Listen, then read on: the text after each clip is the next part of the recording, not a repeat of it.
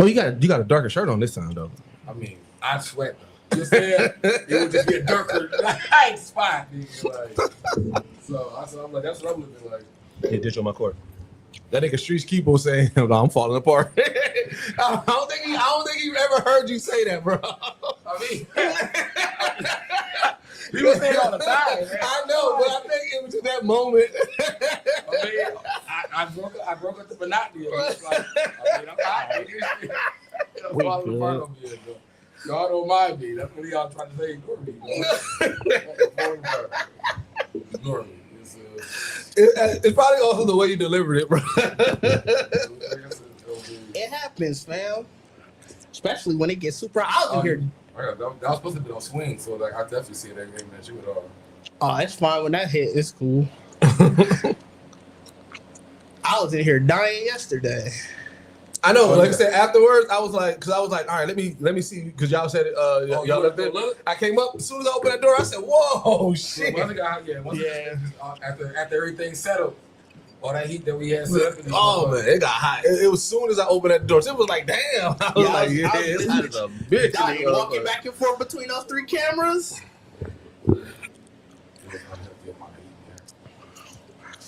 I know y'all had to be dying underneath those lights.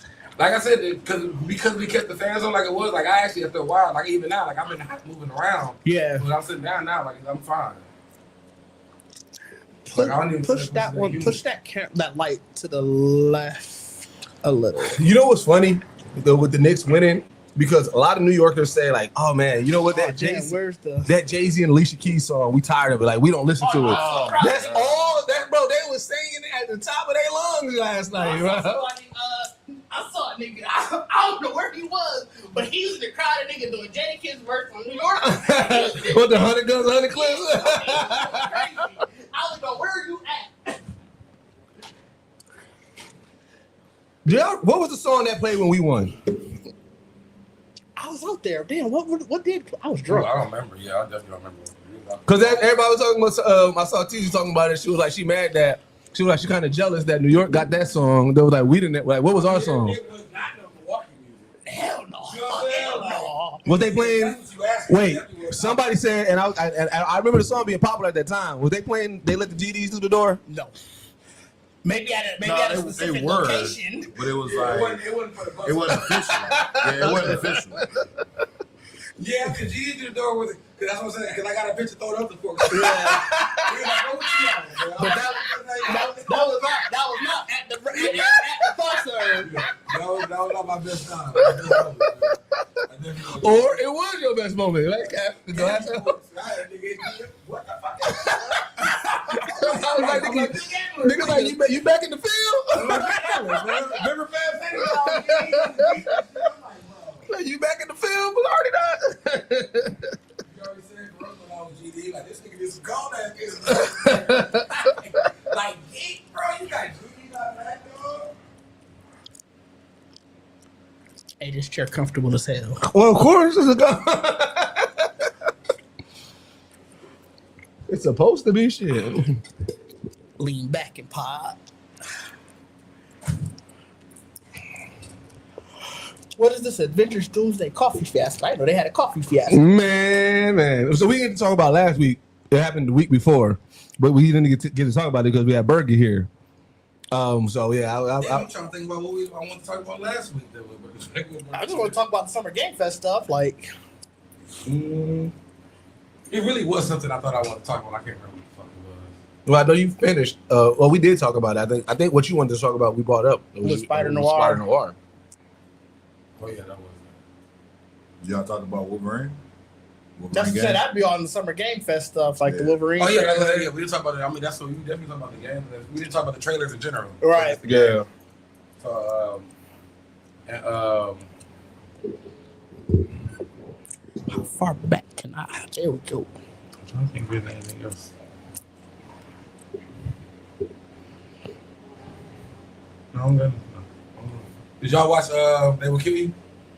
Not yet. I got it. It looks so fucking good. That World Cup game when it came on at 11. That's what I was watching.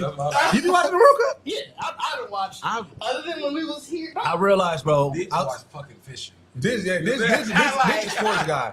Because I like said, bro, I ain't gonna hold you. Like outside of football and basketball, I don't really indulge in other sports. I was watching that and I had it on multi-view because the 24 Hours of Le Mans was I didn't last like night. track and field. So it gotta be a story that I'm invested in, right? So like Naomi Osaka, like it got like, and I know she's not track and field. Yeah, I know she's not track and field, but I'm saying when the only time I watched tennis was like Venus, Serena, Naomi, you know what I'm saying? When Dominique Dogg, like it got to be one of them stories that I'm like, all right, I'm watching it. But other than that, I don't casually watch other sports. I had the World Cup on one, like multi-view. I had that on. And I had the 24 Hours of Le Mans, which is the 24-hour race.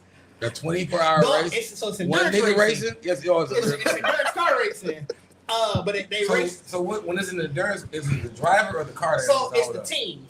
So like you would have a team of maybe 3 or 4 drivers, or maybe more than that. But basically, you swapping through. You're trying to see your fastest time, like the fastest get through. But is it one by one, or is it like still a race? It's still a race. Like all the cars is like everybody still crash and slow out. Yeah, everybody like. Every team is out there racing together at once. And they just want, so it's like a relay. Yeah, like, when you got a pit, it's like, all right, I'm a pit. Do they chase the cars up here and swap out? No, they got their own cars. So it's like, I'm a pit. You get in your car better be ready to drive out. But do they do it like racing, where it's like the last car is probably the fastest one, like we need you to close this bitch out? Yeah, you're trying to get all out. But it's just a car relay. Basically. But it's 24 hours.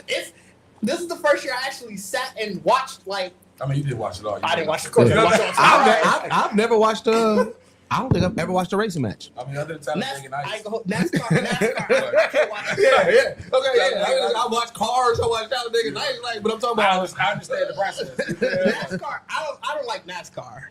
What's the other one? Formula One. Yeah. That one, and like I said, this one it's not F1, but it's like that endurance, like those supercars and stuff. Those I think are better because of like the speed, and it's not just a left turn all the time. Where it's like, you know what? If it was any kind of racing that would interest me, it would be if they turned Destruction Derby into races. That's just you're trying to get niggas killed. I mean, you know what I'm saying? But you got to think about it. I feel like people already reach that danger when they do the big, like not even the BMX, but like the motorcycles, because that's still you hit a hill in the air, somebody bump you out of there. You know what I'm saying? That's a lot, though. You in cars though, so like you get a good enough dirt fields, hills, cars getting flip top. Like I watch that. Like, cause I don't care about the Destruction Derby. Like y'all didn't ram that shit's stupid. Yeah, I know you. Physics and in real life you can't do it, but if it was like the arcade games where like you get hitting ramps and shit like that, I would be all in. That's what I'm saying. You can't do that. You can't do that in regular car. But if that was real, jumping through loops and shit, I'd be all in. I realized how technical it was. See, that's rough. I also just really like sports, so it's like I already don't know what you're talking about. I didn't even think. I just said it was technical. All I heard was cars, so you like takes it for shit, right? Because I'm trying to think. Like, I don't think I mean, I think I would probably watch the actual races, like when they go through the city or all that kind of shit. Yeah, that's the F1 races. Oh, that's F1. Yeah, like, I would probably watch that more than the circle, like that circle shit. NASCAR. I don't like because it's just circle. It's just so F1 still went through the city. Like that's like cruising world. They went through Vegas and they had the Vegas Grand Prix. They were literally going I would watch through that. The streets. Like I would even go to see that. Like I would go to see that. You see that shit expensive. I tried. I believe it. Just to be on the track. Yeah. On the route. I mean. Yeah, because they really. It's not like they got the crowd every part. So you really like the grandstands, and that part is expensive. I looked for the Vegas one. Actually, and probably because it's a 24-hour race, these ones wasn't that bad. The 24 Hours Le Mans one, I think they said it was like $70 for like the grandstand, but it's 24 hours. So I wonder if they just like, you got your seat, you here. Right, because also like because if you in one spot, you only gonna get a good 10-second view. No, because the way that the guy was saying, it's multiple races.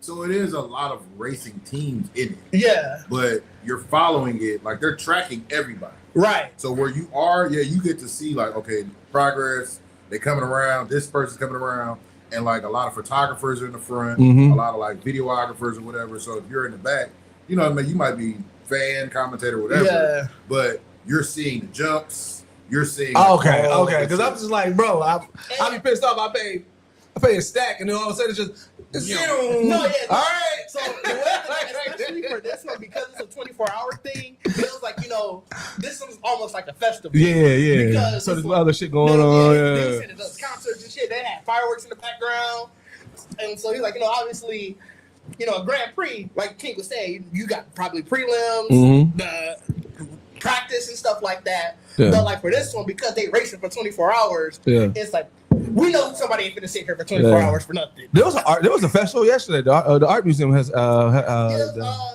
was like me and Tim, me and Tim, we randomly ran into it because we was it was nice yesterday. So we was like, fuck it, let's just go walking around on by the park and shit. It's going on today too. Yeah, that was going on all weekend. But I was like, man, $27 for entry unless you're a member and you can get to like 10. I was like, woo. Yeah. But I get it. You know what I'm saying? It's the arts. I think we talked about it a while ago. We were saying that how like back in the day, when you became like a certain level of finance, that was the thing. You back the art program. You back the art, and like it feels like millionaires and billionaires aren't doing that no more. And that's why they say art is dying. There's another festival going on right by the Performing Arts Center. Hey, can one of y'all text me the Wi-Fi password? Yeah. So it's like I'm surprised. I feel like this is a week for festivals though, because Greek Fest going on. You got. Oh, that is. I was thinking we're going to get it started. Not the Wauwatosa. The one that State Fair Park, but the one that's at the Orthodox Church. Oh yeah, that's what I'm talking about. That's the new one. Yeah, that's fair. Yeah, that's what I'm talking about. I was just about to bring it up. I was like, it's funny. At a young age that we really was not going to experience the Greek. I was. That food was good. Well, there was a few people that was foodies, but a lot of times we was out there trying to catch. Oh yeah, but that's what it was though. Like because it was like that's why I said I feel like I didn't know it was still there because I thought they hated us. No, it's not at the big one on Congress. It's at the one in Tulsa on 76th Street. Yeah. The one they used to be on 91st is the one that moved to State Fairgrounds. Yeah. But then now they're going to be at Summerfest grounds at State Fair. Oh, so the one that we was going to that corporation doing that Summerfest and all that. Oh, okay. Oh, I ain't never heard. Those Orthodox churches off North Avenue. I ain't never block or two before. Did we change the password? No, I thought you did, and I don't remember. I'm surprised it didn't pop up. When you try to connect to it, usually it'll pop up and say somebody, and we can give you grant you access. I don't want to give you the wrong password, Jen. Oh, I got it. But it is festival season, so Yeah, I definitely gonna get some lamb and some chicken. Yeah, I was just gonna say like that. I'm like, that's where my love of corn came from as a kid. From like the actual, I was like the festival corn. Like hell yeah, it was Greek Fest. Interesting. I mean, it might have like that. I can remember as a year. I think Greek Fest for me. At some point, you was going with your friends. And that was it. So you actually have money. Like I probably ate it. Like with my parents buying me shit, but there was this church right off of 76 that used to have a festival. So that was the first festival that we used to go to with our friends because it was walking distance. Right, you said which one? On 76th, like right past 76th and Mill. Yep. St. Bernadette, I think it is. Yeah, that's the church. Yeah. Oh, I know what you're talking about. It was always within walking distance. So it was like after the first year when you have to go with your parents, they're like, oh, this right here. Yeah. You got it. I mean, Greek Fest, you have to join. Like I'm saying, but that's why I say there's no memory of Greek Fest that doesn't involve me either taking a girl or I with my niggas catching a girl. Yeah, like, that's really like whether you roll with the whole like somebody going to y'all take y'all like everybody's going for the same thing. Yeah. Have any of y'all? Because there's an aspect of festivals that I know that I don't indulge in. I want to do y'all. Do y'all indulge into like the indie bands? Like, have y'all discovered somebody that y'all like? Oh shit! Only on street festivals like Center Street Days. Mm-hmm. Yeah. Days. Like I'll sit there and watch and listen to them guys. Mm-hmm. I mean, I listen to the small stages at Summerfest too when I do go. Mm-hmm. But I have a terrible memory when it comes Brady to Fest, like Brady Fest. Yeah. So like for me, like I'll hear a good band and a catch me, but I never go like. As far as like, let me figure out who they are. Like I'll be walk past. But sometimes I walk past. I'm like, yo, this movie, they killing it, and that's what they get from me. Okay. And so, I mean, I really like stage. You'll keep me if you got good stage performance. Awesome. I don't know what's so true. If I'm like this nigga getting off, like if I just really feel like this nigga putting a lot in, like I got you. Yeah, because I definitely did like, especially when you think about Brady Fest on them. where it's about 5 of us. You know what I'm saying? Like that nigga on stage, I'm like, I'm gonna get it. Right. I'm gonna make sure. Even if I don't like it. This is definitely prime for that, where it's like, damn, everybody on the other side. Yeah, like I got you, bro. I'm gonna give you a moment, man. Get your shit up. I'm happy you here. Right. You know what I'm saying? Yeah, God, next summer solstice. That was this weekend too. No, I'm saying last year when I went, there was somebody from the LGBTQ community that was going crazy. And I don't know what their pronouns is, so I don't want to mess it up or anything. But I know that I like literally stopped and watched the whole show. I was like, hey, they went crazy, dog. Like the stage presence, like they going out for music looking nah, they were doing It's crazy that you don't pronounce but you didn't pronounce a name. Like, you know, I didn't. He led with. I didn't. They get me in the moment. They got me in the moment, but this one, they like I said, they did the death drop and everything. I was like, hey, they was doing ballroom. they was going crazy. They like owned that stage. I was like, oh shit, that was. you was watching whatchamacallit? Vogue, like the Yeah. But it was also the performer that was voguing. Like it was, it was just like a whole thing. Hell yeah! Remember that's what called us at the was it C2E2 or Anime Milwaukee? We saw the drag cosplay show. Oh, I think we did. Remember we remember. Anime Milwaukee. Yeah, remember we was like, oh, yo, that show went crazy. We was like, damn. So yeah, man. Let me know. Guess when you ready. I mean, no, I'm ready. All right, I'm ready. I was sitting there while y'all was talking. Mm-hmm. All right, on 3, 1, 2. All right. Welcome back to the Geekset podcast, only podcast that blend hip hop culture and geek culture together. I'm your boy Deuces. With me, I got my man Bacardi Sensei in the building. What is good, everybody? How are we doing today? Doing great, man. We got Didge in the building. What is happening, people? And then we got King out the shop. What it do, everybody? How Yep. you doing? And look at him, right on time. Right on time. That nigga right for the pet. He heard it. You know he heard it. All right. That nigga said, oh, shit. Got the beat going. Hit the recording. I didn't even start the recording over there. Yeah, and we got Trip in the building. Hey, what's going on there, everybody? Right. Look at that. Oh, man. Well, shit, you know what? I want to start because, like I said, we did do our behind the scenes yesterday for those who follow the social media, but like, you know what I'm saying? We got another episode coming, man. Oh, I mean, it was long overdue. Yeah. I mean, like I feel like you were silently throwing it in there enough to be like, we can just get done interview. Yes, we can. Really. Yes, we can. Yeah. Well, the one thing I love about the geeked interviews is because, like, I mean, shit, we like y'all my niggas and shit like that. But I like being able to hear the deep dives into the story and everything like that. And so I like that platform a lot. I like how you do it. I mean, I like the idea. Yeah. I mean, I feel like just sometimes you just want to. As long as it's just a reflection, just like you got here. Yeah. And a lot of it, like me doing it with y'all, just for me understanding that everybody kind of had a love for something that we're doing, and it just you're like, now that we all doing it together, it just kind of gets amplified. Like you said, everybody had some moment where like, yeah, I was actually filming or doing camera shit or whatever, but I never thought I would have to use it and be back using all those. Yeah. So yeah. No, I mean, it was dope. Like I said, I had to ride on Geekset, so I mean, I don't have anybody else to interview anymore now. I mean, we can find some people. That's right. Oh yeah, I do got some of those. I mean, yeah, those gonna be hard. Yeah. And then, like I said, it's like I said, with everybody's origin story, everybody has an interesting way how they came about to Geekset. No, I mean, Trippy got the best. He got the greatest one in Geekset history. Yeah. Because like I said, I mean, I ain't gonna give him the full intro, right? You know what I'm saying? But like I said, the nigga, he got to turn face or he turned heel. Like we haven't determined which one yet. But he came, left, and came back again a different person. So right. Like, I mean, I feel like we haven't had that person yet. Like he's the only person to be back.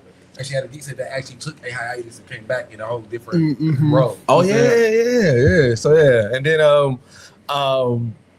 you and Digit's escapades, the Backrooms have been hilarious. Oh, them. I mean, the great thing was like I've always been trying to play some co-op games because I feel like the easiest way, especially if you just trust your content, is literally just the story. Yeah. So like I said, like the fact that me and Dig did about we got the fourth board. Yeah, we need 3 stages. Yeah, so it's like I got 3 boards cut up of us literally getting that journey of that, but it's like. Bro, the Backrooms, like, I was really serious about that shit when I said at the beginning, like, bro, I was really nervous. I was really... Yeah, that was crazy to me. Like, I don't... Like, so, like, it took a minute for me to really kind of, like, you will see it in the newer video, but, like, it took me a minute to really calm down. Because I was really like, bro, this. Which is crazy because you fuck with haunted houses.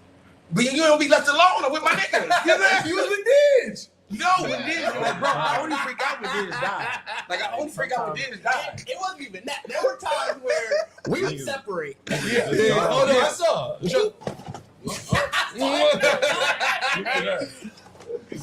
We're trying to be there. Yeah. We I saw. Look at all that yesterday too.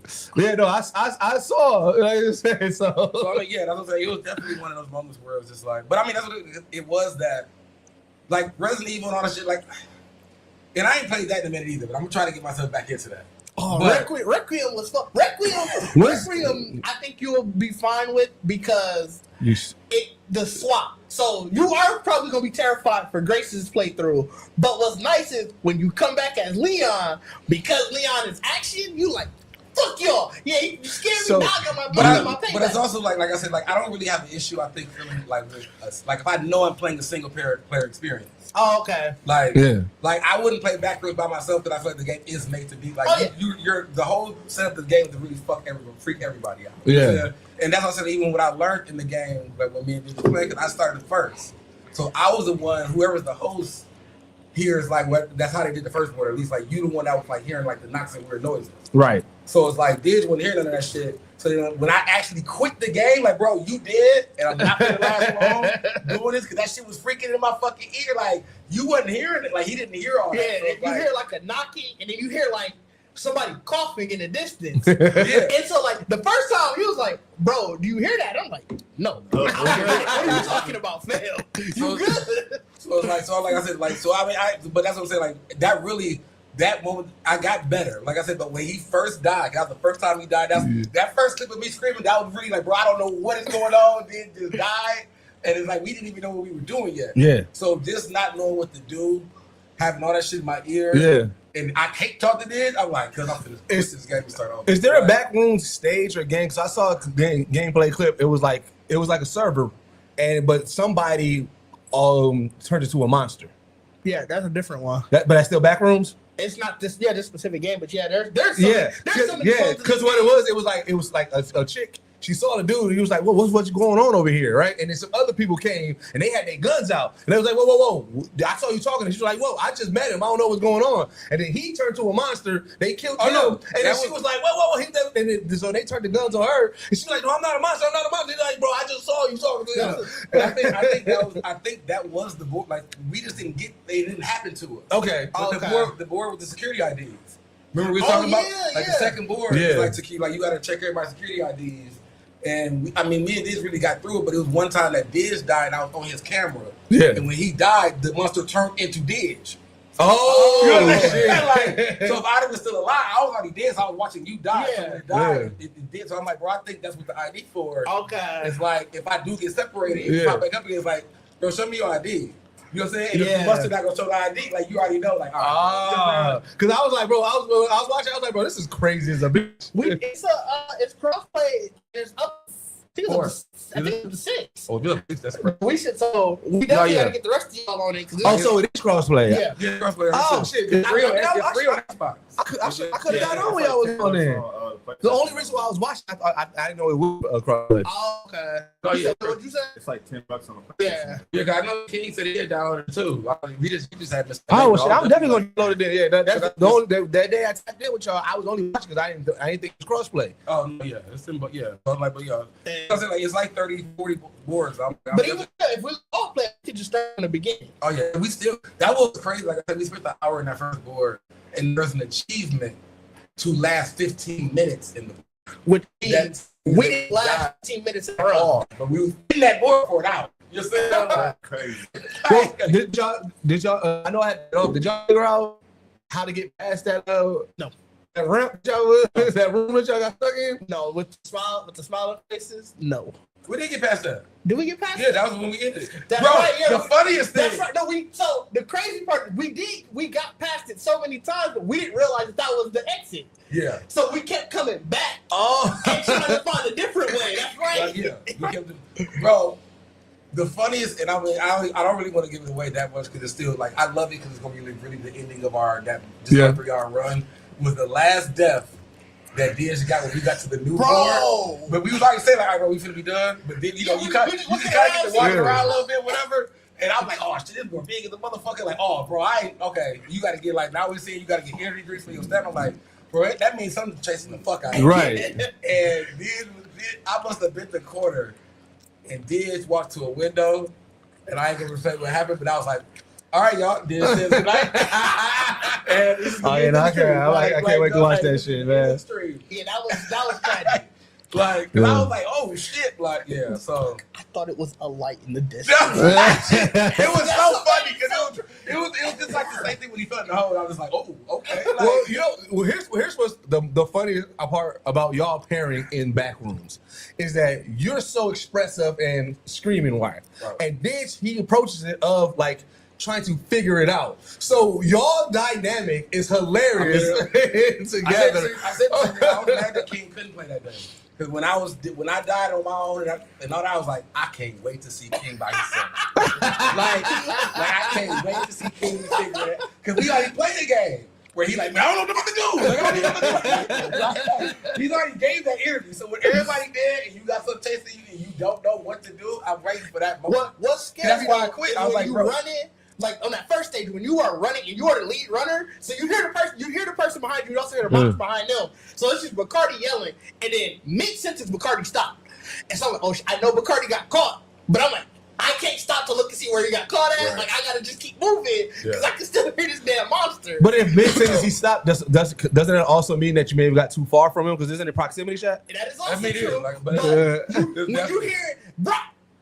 Yeah. It was definitely like, and I don't definitely can move up, but it was like it was another one that I already shared that I loved that scene so much. Where he was like, I think we need to split up. I said, ain't no more. But then, you want to split up cars? Yeah, look, fam, because we didn't know what the hell we were doing. So at some point, I'm like, bro, we gotta see the whole board. Well, it was like in the clip, it's like I look at you and look away, and you died. I said, I just run. I'm like, I split up. Like, so like the shit was definitely like I definitely enjoyed it. Like, I know, like I said, so not to give away your clips and everything like that, but I know one of the things I want to talk about because, like I said, with Backrooms, and this is something that I was like, yo, this has been crazy. Like the past 3 indie creator movies have been beating out big juggernaut movies: Iron Lung, Obsession, and Backrooms. I didn't know back. I mean, I heard it was doing good, but I didn't know it was actually doing that. It beat out Mandalorian and Grogu first week. Yeah. Wow.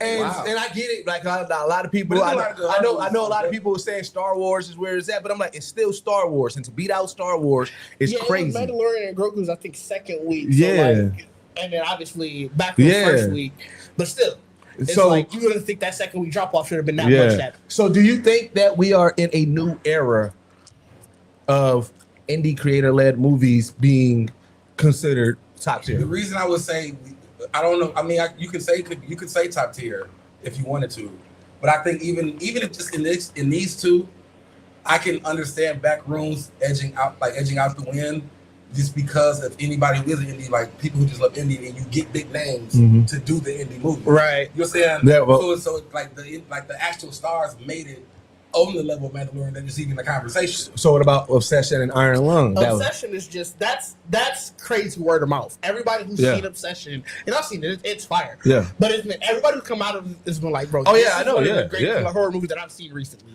It's a horror movie. Yeah, Obsession. You ain't seen Obsession. Yeah. Crazy. I thought it was just like some stalking ass. Like it is. It's a horror thriller suspense. Like it's really? Yeah. And it's funny because I heard about the movie before I knew the creators that was doing it, because I knew the creators. Like I followed them and everything. Oh. So then once I started, I was like, wait a minute, is that Troy Barker? And I was like, oh shit. I was like, I follow them. Like they do comedic shit on TikTok. And then like I said, Iron Lung with Markiplier. Right. And so it was just like, I don't know what Iron Lung was. That came out. It's based off of a game. Yeah. That's what I said. I was just saying in general. Like I just feel like I think it was based off just of like the last. But I mean, these are great horror movies coming out. Yeah, but these are last year. That's last year. But these are streamers, creators who are putting these out, who are getting the budget, who are, and then like I said, these movies are being success. Where prior to that used to have just a festival run. You know what I'm saying? No, I mean, I think are most of these movies like A24 movies too? That I don't know. I know Backrooms. Backrooms is, but I don't think Iron Lung or Obsession is. A24 though been pretty keen. Yeah. Like getting them out So there.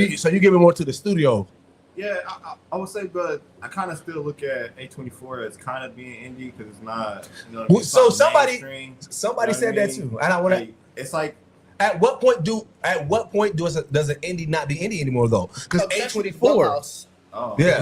Blumhouse. But but then that's not. It's not. Yeah, but I said, at what point does? So that considered so But Blumhouse I consider a bigger name. Did Blumhouse buy it after the fact and say we'll make sure that this gets into theaters? That's what And it. That's what it I'm seemed like. pretty sure That's what it seemed like. That was because all of these, and so the way that it's been positioned, it was like, they used to be like, all right, we'll buy the rights and then we'll pay off for the big name. Now, obviously, Backrooms had a big name, but for the most part, they're giving the creators his money, and then creators have been creating things with less budget. So now you give a creator even not even a big budget. You give a creator $100,000, right? That shit was made on a budget of $750,000. Right. Blumhouse ain't just give them if Blumhouse would have actually been a part of the production Yeah. of the movie, they'd at least gave them $1 million. Yeah. Well, not necessarily though, because Blumhouse, when they started out, Who's out the with star in small that movie? budgets. They didn't have who's super big names. So that if without because Blumhouse would have put a big name in. Yeah. Also true. That's what I would have. So they just gave them the money to create. I They feel started like they out, would you know what I have. mean? If they want to, push the creator, they're not going to put that much of it. Well, that's what I'm saying. Yeah. That's the question. Are we in a world now where the creators they're identifying like, hey, this creator is actually cooking. Let's put the money in the creator's hand and let the creator cook. Yeah. Yeah. That's Do how y'all that's how think? it's been. I was just watching. Anthony Mackie was talking about it. Oh, so I heard that was a flop though. You talking about that movie that came out overseas? No. I'm talking about how he was talking about how Hollywood is now. Oh, okay. So Hollywood now That is movie wasn't not flop, worried by the way, about big names because they're seeing that you can get these newer, like you said, internet personalities or creators that will do a great job acting Mhm. and have to pay a less back, but you get the same draw Yeah. because you've given big name actors, 12 million, 50 million, whatever, 100 million, and the movie still flops. They're now just like, we don't really care about your name. Yeah. That's why you're not seeing. That's why you seeing Brad Pitt take different type of movies. You seeing all these other actors that we Nicolas really Cage. used to know, Yeah. like as the main staples. TV show. They're doing TV. They're doing because they don't care about the movie. The movie industry is in a total disarray. So I believe that's why people are tired of franchise movies and they enjoy a video game or something that's just new because then it's like I don't have to see a regurgitation of the same shit. A new term that I learned. Dish probably heard it because I know he's more connected with it. But people have been saying that there also may be franchise fatigue. Of course. You know what I'm saying? Where people are like, I don't need a world. I don't want to be like now. I just want to get back to some good stories, a good movie, a good show here, stuff like that. It's definitely that. Like I feel like if you think about just the movies we grew up with, Mhm. and just that transition of how, or just that it is a reverse. Like there wasn't a lot of franchise movies. There were a lot of movies. Yeah, Mhm. shit. The Blockbuster. You know what I'm saying? The Summer Blockbuster it wasn't often a franchise. It was often just. That's a more recent. And that's the more recent thing. Yeah, Like, but that's the now thing. it's Like, more people, franchise. I think people not got enough. confused when they thought it was all about superhero movies. Yeah. Being fatigued. Like we were tired of Transformers and Marvel. But it's really not just that. It's really all franchises. Yeah. Yeah. Whether it's horror, whether it's adventure. Yep. Like, because you can't name one movie that's over a trilogy that people are clamoring to see. Like everybody's so tired of it. It doesn't matter what genre. It just became like Jack Ryan's and Reachers and all that. You just tired. dog. That nigga got a gym, dog. Fast and the Furious. Like the smiling at nigga. I knew it was gonna be that because he was looking at Dick smiling, and you know I would Dick hate Fast and the Oh, yeah, Furious. no, that too. Everybody's tired of that. Think about it. Nobody cares about what's coming after X. Yeah. But the way it ended, you should Have they really. announced it already? Unfortunately. They got a TV show coming. It's a TV show coming out too. Oh, they still want it. If it's a movie and a TV show, they still want it. You know But what I'm saying? Like, granted, it's Christopher Nolan, but the Odyssey, I just saw a nigga say he saw a 2 a.m. showing and that shit was sold out. A 2 a.m. for the Odyssey? Yeah. That's crazy. And That's it's already like sold out. That's like a 3-hour movie. Yeah. 2 in the morning. And it's been remade 8 times. Yeah. So it's like, granted, that's Christopher Nolan, so you can't. But it's like that is a movie. Hold on, has that been out? Like I'm No, it came out yet. These are all pre-sale tickets. Yeah. It was so the 2 a.m. preset, they trying to get their money. That budget is crazy. Yeah, the budget is crazy, but it's also it's sold out so quickly. They just keep adding showings. Yeah. And, you know, I'm pretty sure it was like an LA showing, and so it's like, you know, in a city like that or like a New York, Oh, I'm so mad. that's enough. Where Can you Well, work late because movies tonight? also only got a time limit. You got 2 weeks to get all your money out of the movie theater before you have to send it to streaming.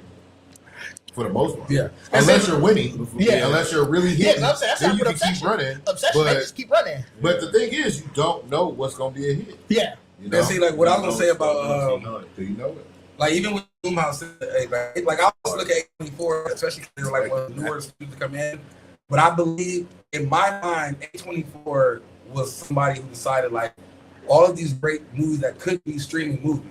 Which I mean, when you think about it, a lot of their movies were streamed first, Yeah. but they were good ass fucking movies. Yeah. So they were able to get a bigger budget to be like, now we can put these in movies. Like you know Yeah. what I'm saying? But see, that's and why- I think with Blumhouse is like Well, Blumhouse, so for Obsession, they bought it after it premiered at TIFF. Yeah. Okay. So but that's what I'm saying. that's how they became on as producer. It really is producer did, for yeah. the distribution. And as I'm saying, like I feel like that's what it is though. It's like that, like the newer if we do get a bigger like takeover of it, it will be because of the bigger wig studios are like, hey, we can make a quick buck by just distributing this shit. Well- They already made it. You know what I'm saying? So now people are gonna be like, well, now I got this, you know, Fox Film or whatever because, or I got the name under me because they want to distribute it for me. You So shout out, like I said, friend. Where do you go? Because I was about to say, but then that would mean that the movie culture has to come back. And people have been already saying that movie culture is dying. It is, but it also it has the resurgence. Gen Z is the biggest movie going audience right now, so it's like people are still going to the movies. I think it's just making stuff that people want to go see. yeah, and the buckets gotta be dope. Well, That is- honestly, the buckets production, gotta you be got to think that's production for the last 5 so years. you was think like, you good with the buckets? it was like what's the name based. Me too. It was all like Some people don't. Really? like what was popular at the moment based. Yeah. So if you wanted, you know, certain groups to be appeased, that's what they chased. Yeah. But I think we're getting back to a reality of making it entertaining to follow the story. Making it an event Making it too. art. Yeah. It's Yeah. like an all-encompassing event. Yeah. Like you said, with the popcorn buckets and Yeah. souvenirs Yeah. and all I that hate shit. the Like, I think popcorn. that's- This don't like some people like it, some people do. I still don't. I like the So buckets. stupid. Why is it stupid? I think they might be getting out of like they might have something that look ridiculous, but I think as an add-on to try to get people back in the movies, that is a great novelty thing. But some people aren't even going to the movies to get the bucket. That's Yeah. the thing. Like They when I was just going to get the yeah, bucket. when I was Yeah. when I was going to see Collected Project Hail novelty. Mary, they still had I think it was Moana buckets. It was something, but a nigga was behind me. He came and he just bought the buckets, turned right out and left. And So it's like they had, if I'm not mistaken, they had to stop DoorDash because people were just DoorDashing just the bucket. Oh, that's weird. I mean, that's weird. You know what I'm saying? But I mean, but that's also like I said, that's because we live in a collective world. Anyway. Yeah, we talked So about that a while people who ago. are fans of something. That's something like we didn't have that even as a kid. That Yeah. I can take something home from. Like, but bro, even like the things other bucket. Like, did y'all see the Lobo bucket? That is a Lobo action figure. I mean, that's what Nigga, you ain't got to no, show, wait. and you So don't have for you have a Mandalorian perfect show. You Grogu, put that on. I swear to God, I was so pissed because they have one of those like the little walker tanks and shit. Yeah, It was $88 Oh, yeah, I saw that, fucking yeah. dollars at Marcus Theaters yeah. for the popcorn thing, right? And it's just an empty shell of this thing. That's what I I'm can saying. literally go buy the toy that has internal seats and probably action figures for cheaper than the popcorn. And that's why, like, it's not like the popcorn buckets. They started off as an interesting thing, but Yeah. like so much other stuff, especially under It started the off capitalism. organic. That's No, what yeah, I it was. bet, like, I The think bucket was I think organic. the price Nobody was- thought that Doom bucket was going to be as popular as it was. Yeah. Because it was popular for a while. Right. I know what I'm saying. They took something organic and then they commercialized it, but I'm still here for it. Which bucket? The Doom bucket. That's what popped off the whole. Sandworm. But I mean, I feel like I said, I'm gonna definitely be mad at no, that. Like I remember feel the like sandworm one and the alien one. People was putting them in there together. Yep. So that's what made it like a. oh, that's weird. Oh yeah, we got to keep this going. That's weird. Oh, But I mean, that's what I'm saying. Like, I just feel like it's a great thing, Mhm. but I also feel like even like I feel it's a good thing, but I don't believe in the price. Like I believe that also comes from a collector world. Like everything that can be considered a collectible item, right, is always gonna be high. You know what I'm saying? So, but I do agree with you saying. Like I feel like whether it's Gen Z, whatever.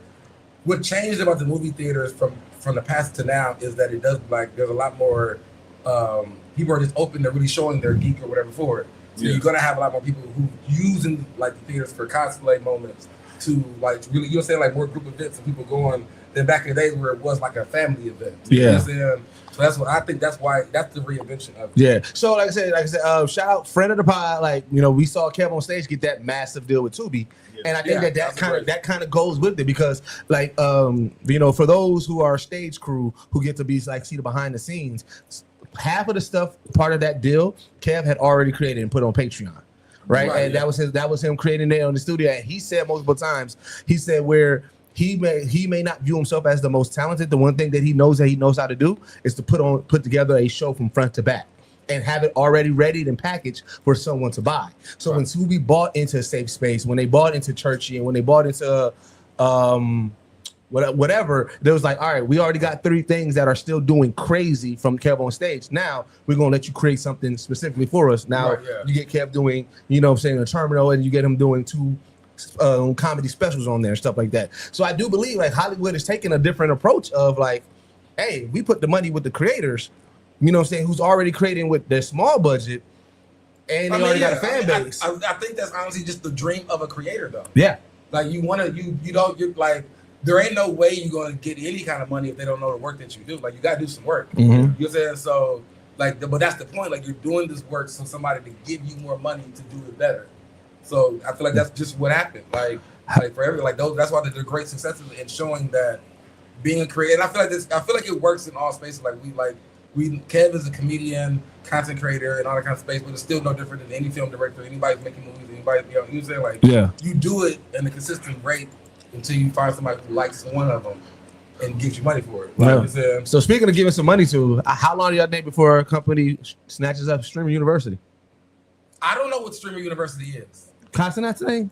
I don't know what that is. So last year he pretty much rented out a school, treated it like like college courses, but it was just pretty much 24/7 streaming for 3 days, right? And he had people had to get accepted into the program. He's assigned people like Duke Dennis to be DDG to be a instructor, like you know what I'm saying. What are they teaching? Nothing. It's just really streaming.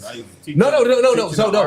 So here's the thing: they teach you how to be streaming, but it's like it's literally like, all right, if we doing Geekset University, all right, Trip gonna teach y'all how to do cameras and stuff like that. Like we gonna teach, but we also gonna we streaming. We having fun. It's a Cenat production, right? I mean, I get what, I mean, that's what I'm saying. Like, so if you're at my class and I'm teaching clothes, am I actually teaching clothes, or I'm just you teaching clothes? They don't stream, but again, you have there's a chat, and I'm still saying you have other streamers there with you streaming as well. So they're like it's everybody streaming. Everybody's streaming, and you still dropping gems, but of course everybody's putting on a little bit of extra comedic value for streaming. So so it's your stream and stuff like that. So it's pretty much that. The purpose is to highlight. So he tries to get newer streamers, not already established streamers. So like, let's say you got 100 followers, right? But you've been streaming for like 3 years, and you really, like you've been consistent. It's a way to boost you up, but also to educate you. Like how when we went to the YouTube thing, how they had the people there to just like consult us and tell us like tips or whatever. Yeah. That's what you would be doing on stream, but y'all still being entertaining because you have like a Duke Dennis who has however many followers, leading the So it's been like I said, the dope part I like about Streamer University in general though is just like so he makes people submit video applications. Make your video application, however, and then submit your application on why you want to. Like you also still got to fill out the form and shit like that. So you're seeing all these creators. A lot of our mutuals that we know have been submitting their application on why they should be part of Streamer University and everything. And then like saying the people from last year who was on, there was a few people who got big, some people who didn't take full advantage of the opportunity, but they actually came out and said why. Like they said, you're there with some big name streamers and you're there with all these other streamers. So it's like some people, they was like, this one chick, she was saying like she stayed in her room. She said she hates the fact that she did that, but she was so in her head. She was saying, look, if you go to this place, she said, don't get in your head about doing the most, do the most. She was like, and also a lot of the rules that they tell you are actually they actually want to see you break the rules. Like she was like, she came by herself. She said when she got there, a whole bunch of other streamers had their own other camera people because the rules say this is for you. But then they encouraged. They was like, yeah, no, I'm glad that you took the innovation to do it. So she was like giving people rules, giving people tips and saying things like, look, go to this and go whatever you think you want to do, just do it. Because a lot of the time they want that. They want a good production. They want to see the best of you. They're not here to say, stuff like that. This is your 15 minutes of fame. Like, fam, don't come here and 10 minutes. Yeah, like you said, like you already, especially if you are a streamer. Yeah. Like you are a streamer, and when I invited and brought you here, the thing I expect you to do the most is streaming. Like now I need you to be extra though with it. So it looks like this time he got a bigger campus, because the last time he had an actual campus. It was, I forgot what school that they used, but it was a school that was like abandoned or something like that, and they repurposed it. Really? This year they got a bigger one that they're going to do, and like I said, it's cameras everywhere. They got the big Wi-Fi and stuff like that, but they also encourage people to bring their own Wi-Fi packs. But it's like, it's literally like a streaming content house or university for last year. It was 3 days. I don't know how long he's going to do it this year. But is it all just IRL streaming? No, he said anybody. If you do any type of streaming, you got to submit your application to get approved. Oh, so is it like? But in the university, is the people who do just gaming? Yeah. Or the people gaming, IRL streaming. Yeah. Streaming in classes. Some people. There were some rappers there. Like, it's just like if you are part of the streaming community, you can go to streaming university.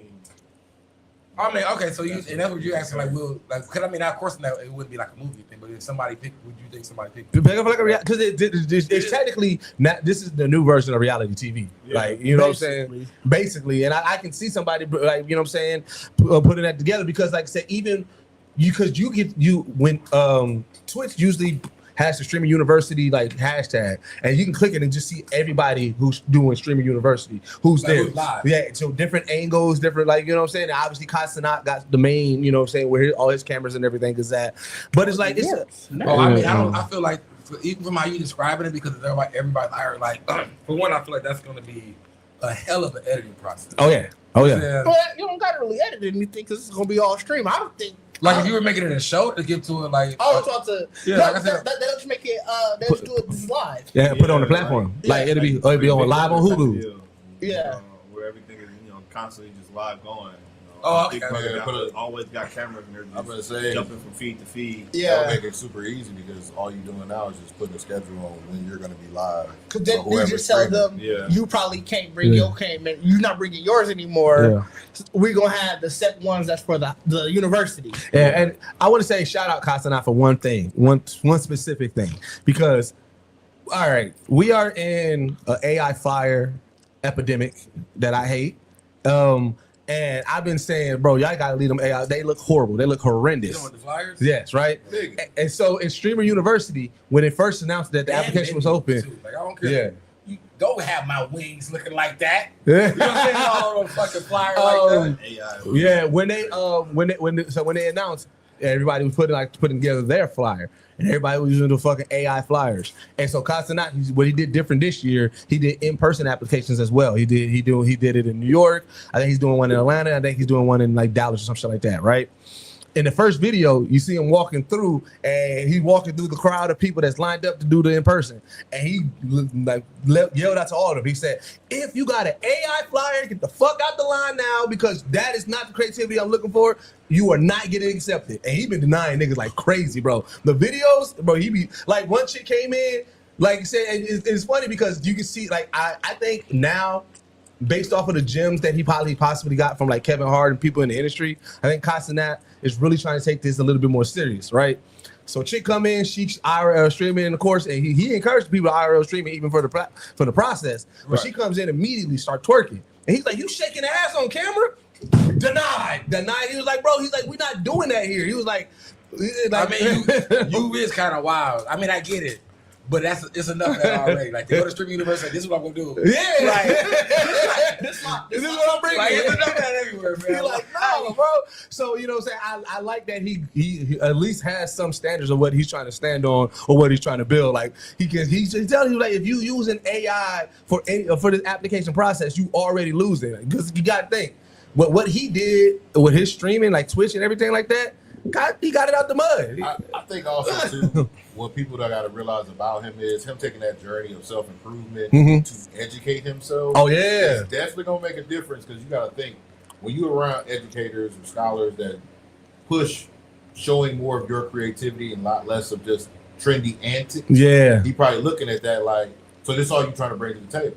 You have no skill, no talent, no, nothing to put on. Right. Next. So you just want to show your ass? No, we can't do that. Yeah. So I don't know. Like I said, I'm excited for it. Like I said, we already got the first copycat. Like I don't know if y'all saw Soulja Boy trying to do Rapper University now. Yeah, I saw that. No, I didn't. No, He got denied from Street. He got denied from Street University, God. and so he said, "Fuck it, I'm doing Rapper University." I'm talking about and the exact how he said Drake stole his flow. He's still in constant that flow. He encouraging people to do videos. You know what he said? That's funny. I'm mad at that. Like, and that's a youngin, bro. Like, don't be taking niggas' ideas, bro. Like, you know what I'm saying? Man. Like, especially because you got denied. Don't nobody want You're not even a rapper no more. Like, Like, he still be rapping. I ain't trying to disrespect the man, but don't do that. Andre be rapping. bro, when the last time you pressed play on a Soulja Boy track? He ain't no rapper. Yeah. But somebody be pressing. How about him not Y'all rapping? press play on a Soulja Boy track. Fam, Somebody I don't know why. I feel like I saw somebody just. I don't know if they did Soulja Boy or somebody that was like, this nigga still do a that now. But it was just, I think it was just like a message. Yeah. Like a post somebody had read. It was like they were really talking about. He got tacos and tequila. Yeah. Oh, Was he doing crazy? Mm-hmm. And that nigga like that's what it was. It was a post. It was a post that somebody made about.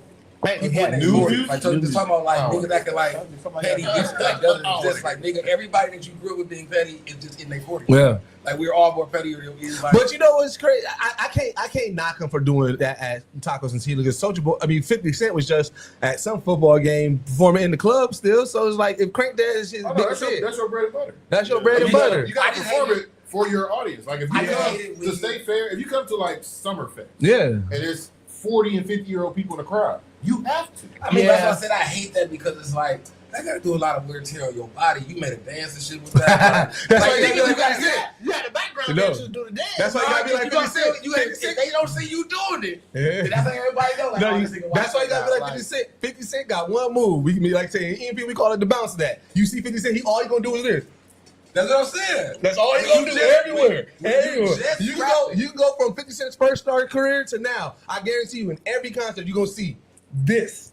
Like, I feel bad for you them. just rapping. You I do feel that bad forever. for the stanky leg niggas. I feel bad That's for, what I'm saying. for I feel bad for everybody from Atlanta between 99 and like 2015. That's what So I'm saying, all bro. y'all dances are literally get sweaty dances. But here's and what you I gotta do be that like, shit forever. what are Like, the we old want that. niggas and like, the Mhm. how they got the juveniles and all body Yeah. lined up. You gonna be one of them old niggas 10 years I from now believe- trying to do That's the what I'm Dougie, saying. and that shit gonna fuck you up. But here's the thing. I feel like in comparison to today's dances, those are easier, bro. I'd rather do the Dougie than have to do the.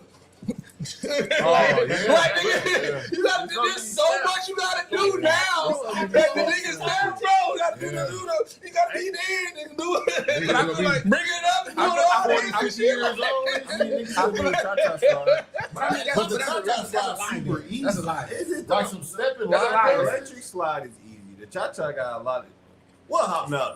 Right. That's Too a- hot. that's I mean- just a little bit more hits. I mean, one hop can take you out. One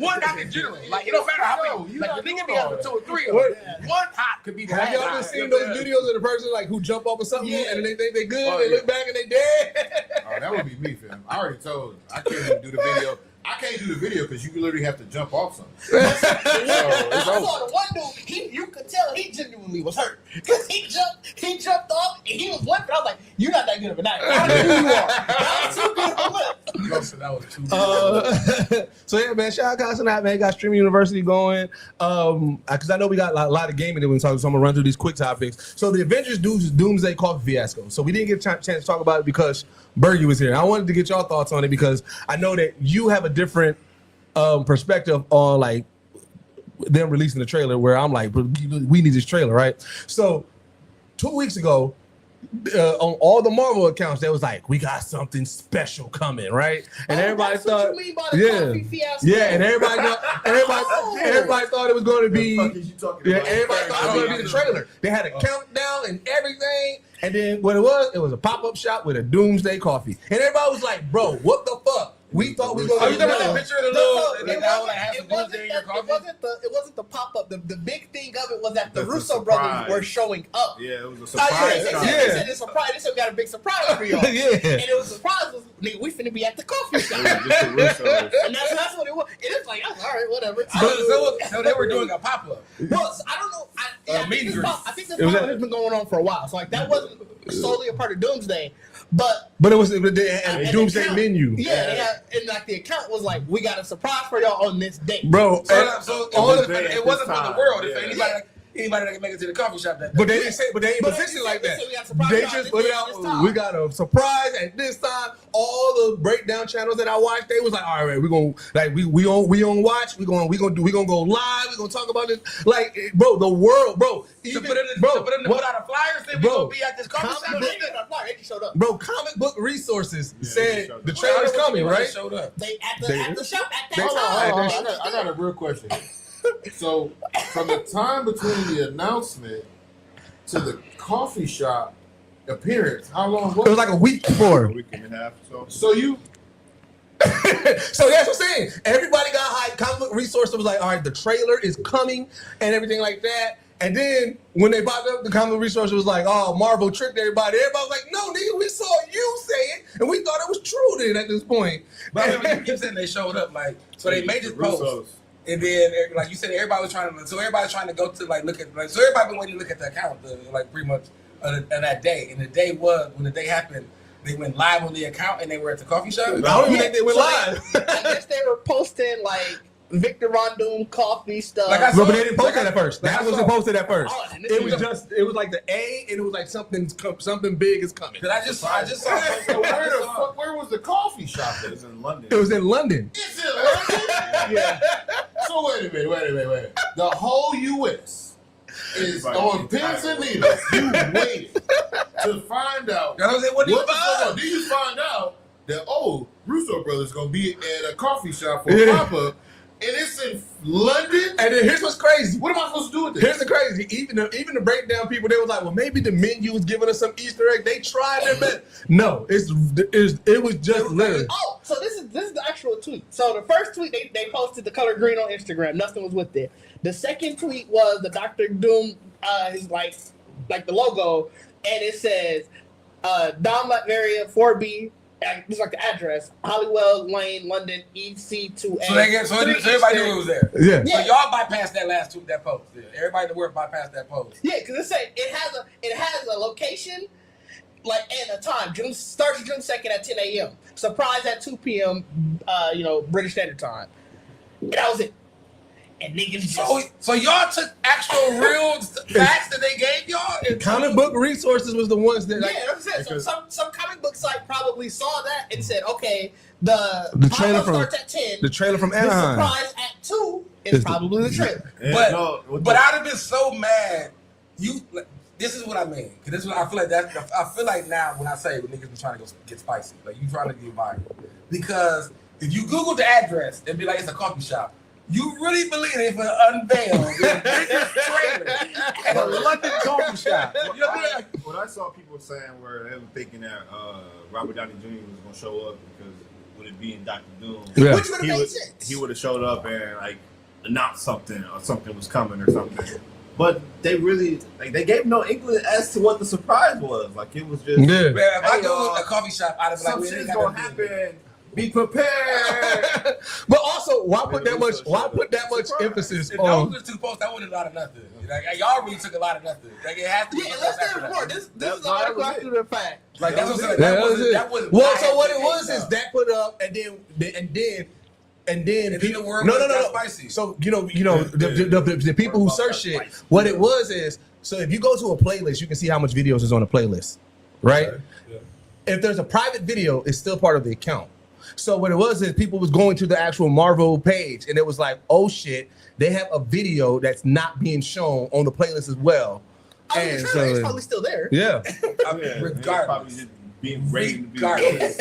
What I'm saying here though is that the niggas gave y'all two. If anything, I'd have laughed at y'all. It would have been a third post like y'all are fucking retarded. But like, Even worse, the whole reason this thing happened is down South by Southwest London. This is Yeah. during South by Southwest London. Yeah, that's So it was That's already up to- it's already a lot going on. It's already like a film festival. So there was just like but that It depends. that It make depends. it even It depends. more for me to be like, yeah, I'm not thinking of trailer because now you've been to You- South, but you've been to South by There's Southwest. been trailers premiered at South by Southwest. But it's also a lot more of like, hey, so you said it's gonna be here. This is big. Again, like I said, I would have just Googled the address. Like, bro, ain't no way, y'all. If I saw something like the fact that everybody was waiting for the Avengers trailer, y'all doing too much. You know, like y'all doing marketing is ass in this day and age. After Spider-Man. It's probably not premiere with Spider-Man. It's probably. I think. My new theory is that it's going to be the end credit of Spider-Man.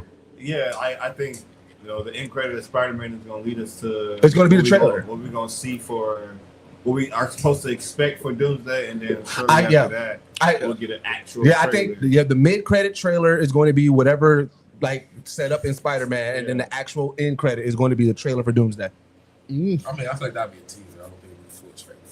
Well, no, I think it'll be the full trailer because we look how after that we ever made a full trailer after the movie. Yeah, what was that? Infinity War was a full trailer as somebody's. Infinity War ended with nothing. No. War- The Infinity War trailer was a full trailer after a movie. Oh, That I I don't don't know. I don't remember what movie. I was like, I've never recall ever even talking about like, bro, y'all saw the trailer at the end of a Marvel I was movie. gonna say, I thought you meant Infinity. I No. remember Infinity. Oh, no, Infinity War just ended Yeah, and lights it on. Yeah, And niggas was like, wait. That was nothing. Infinity War was probably should give niggas PTSD. Like, the way that ended, like, that was really PTSD. It was. Watching niggas float It away. was. That's crazy. You waiting like, for that motherfucker to say sight. well, that's what they wanted. They wanted everybody to have that moment of silence. Like, wait, did we lose? And that was in the time period. Somebody on theater, but it ain't it, right? No. Hey, a nigga in our theater dead ass screamed out.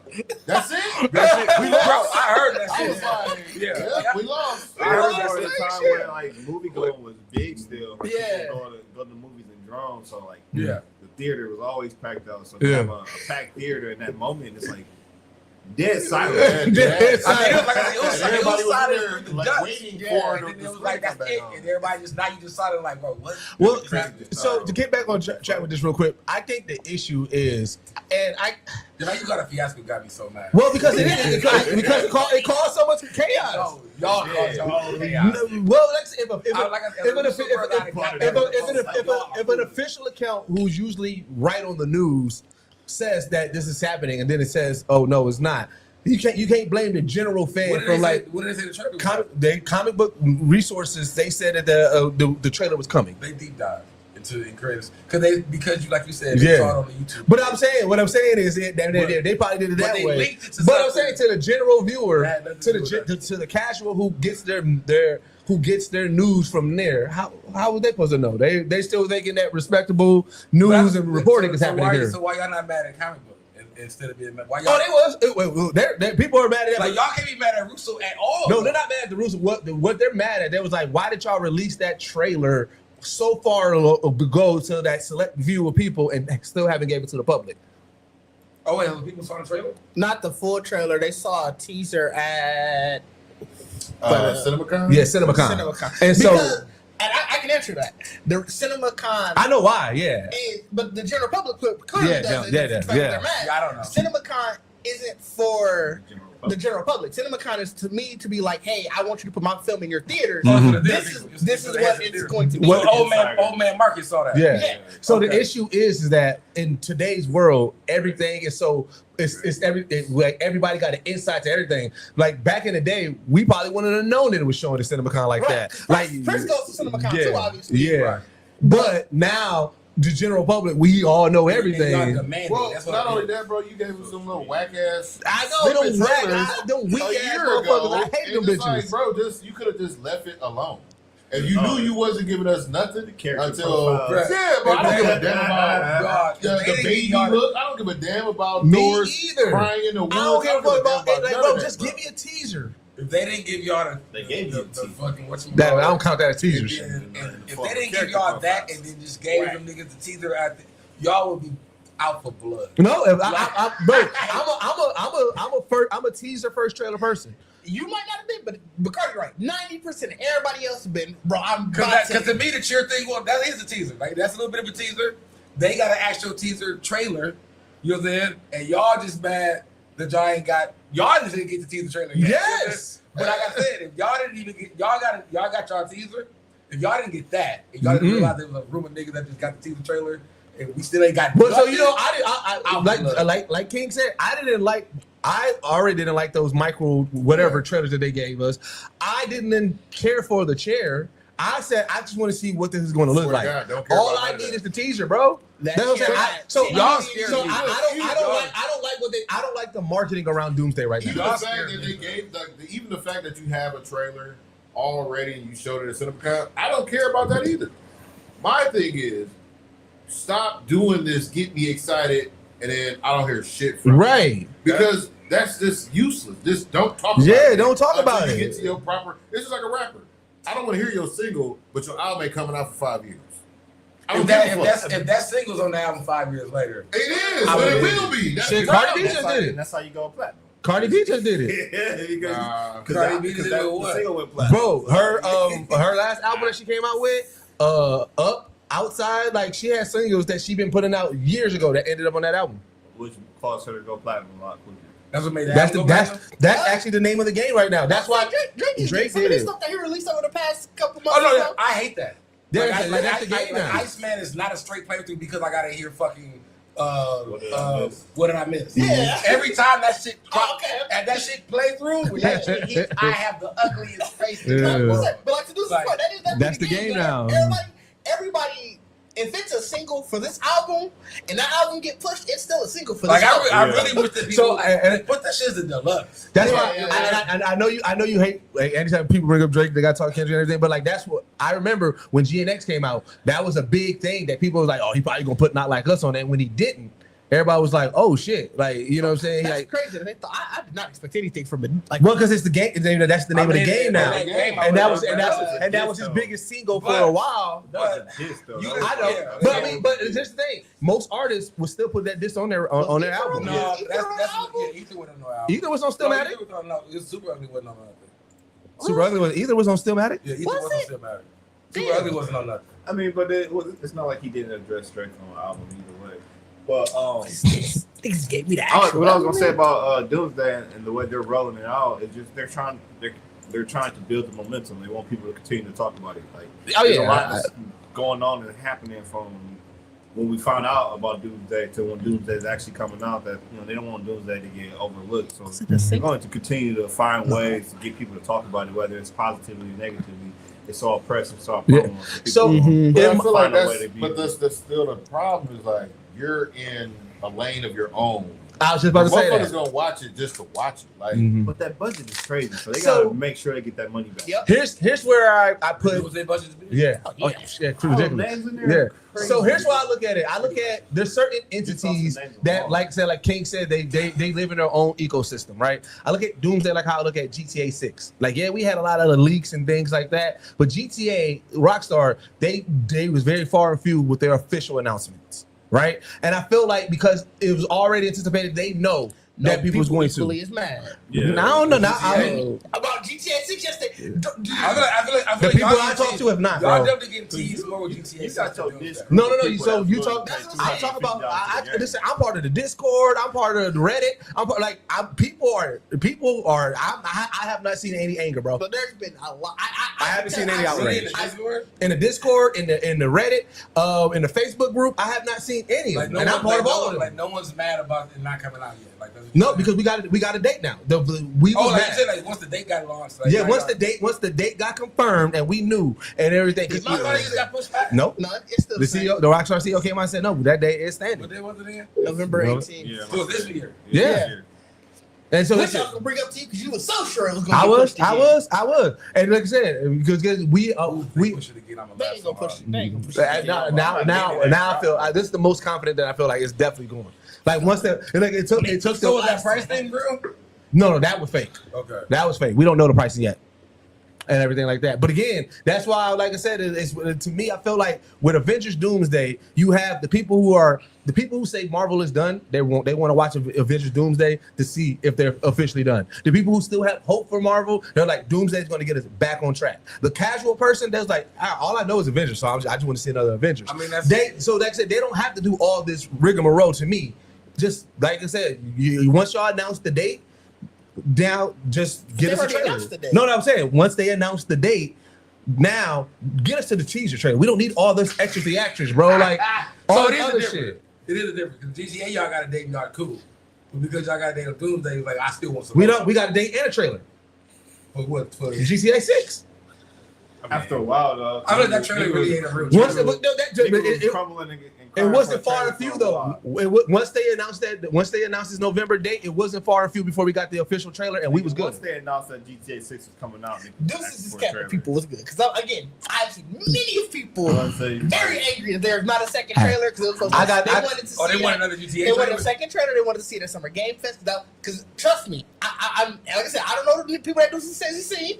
Probably not for his group, his camp. But I have seen.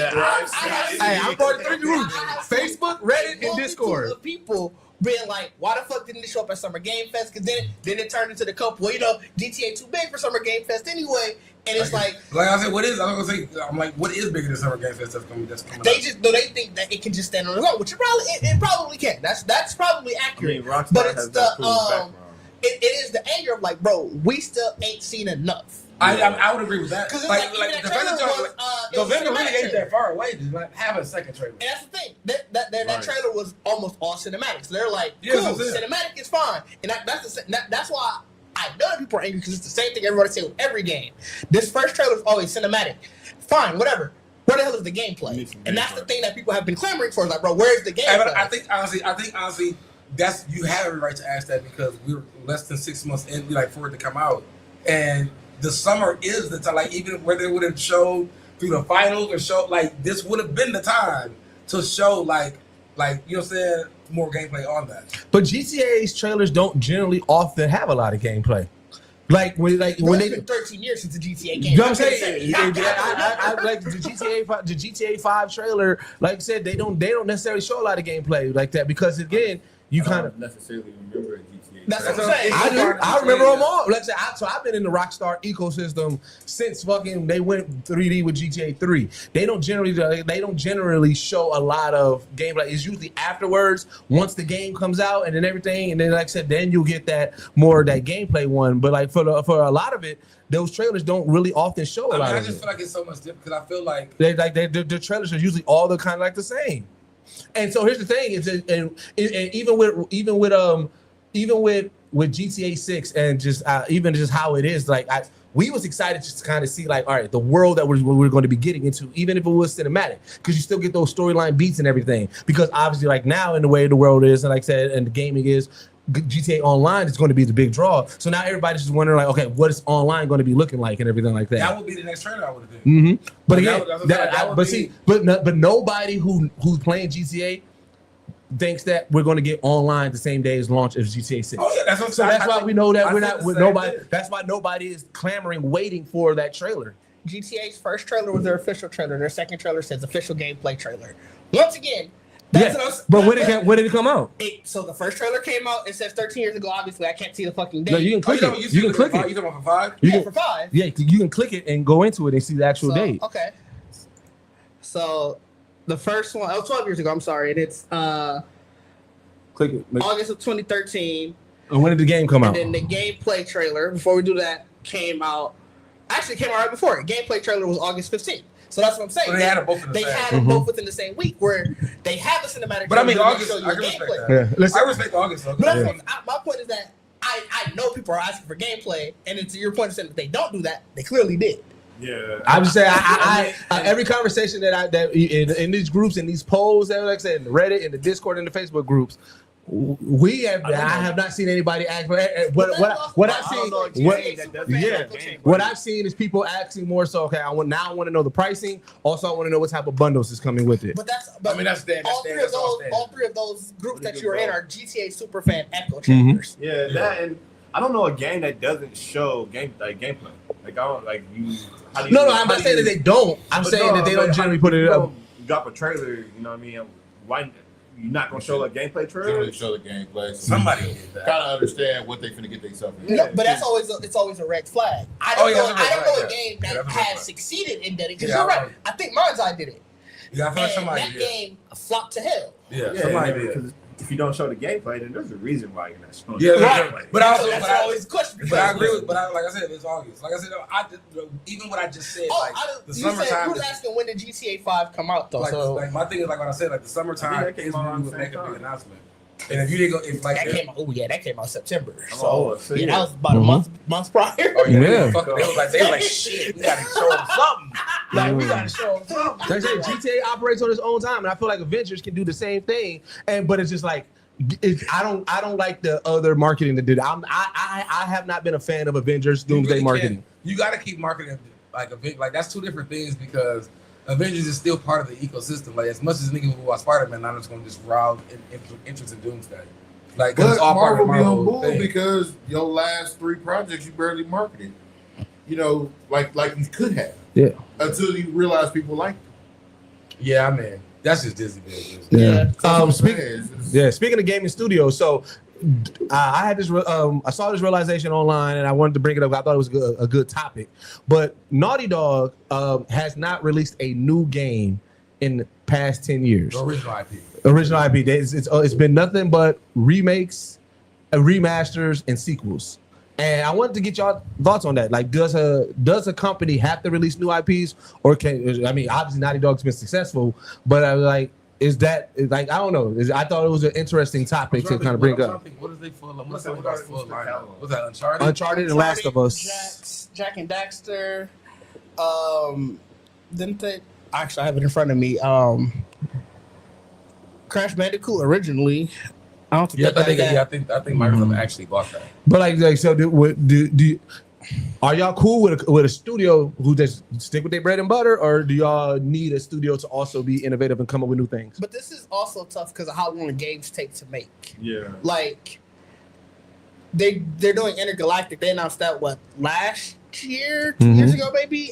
By this time. Oh, yeah, so it is a new original game they are working on. So, but that game is gonna take 5 years. So it's like it's cool to say, yeah, they haven't put out a new IP in that time, like in 10 years or so. But 10 years ago was Uncharted 4, and really the next game after that is The Last of Us. They really put out 2 games, and yes, they've remastered it on different consoles and stuff. But I mean, I think that's what you have to look at.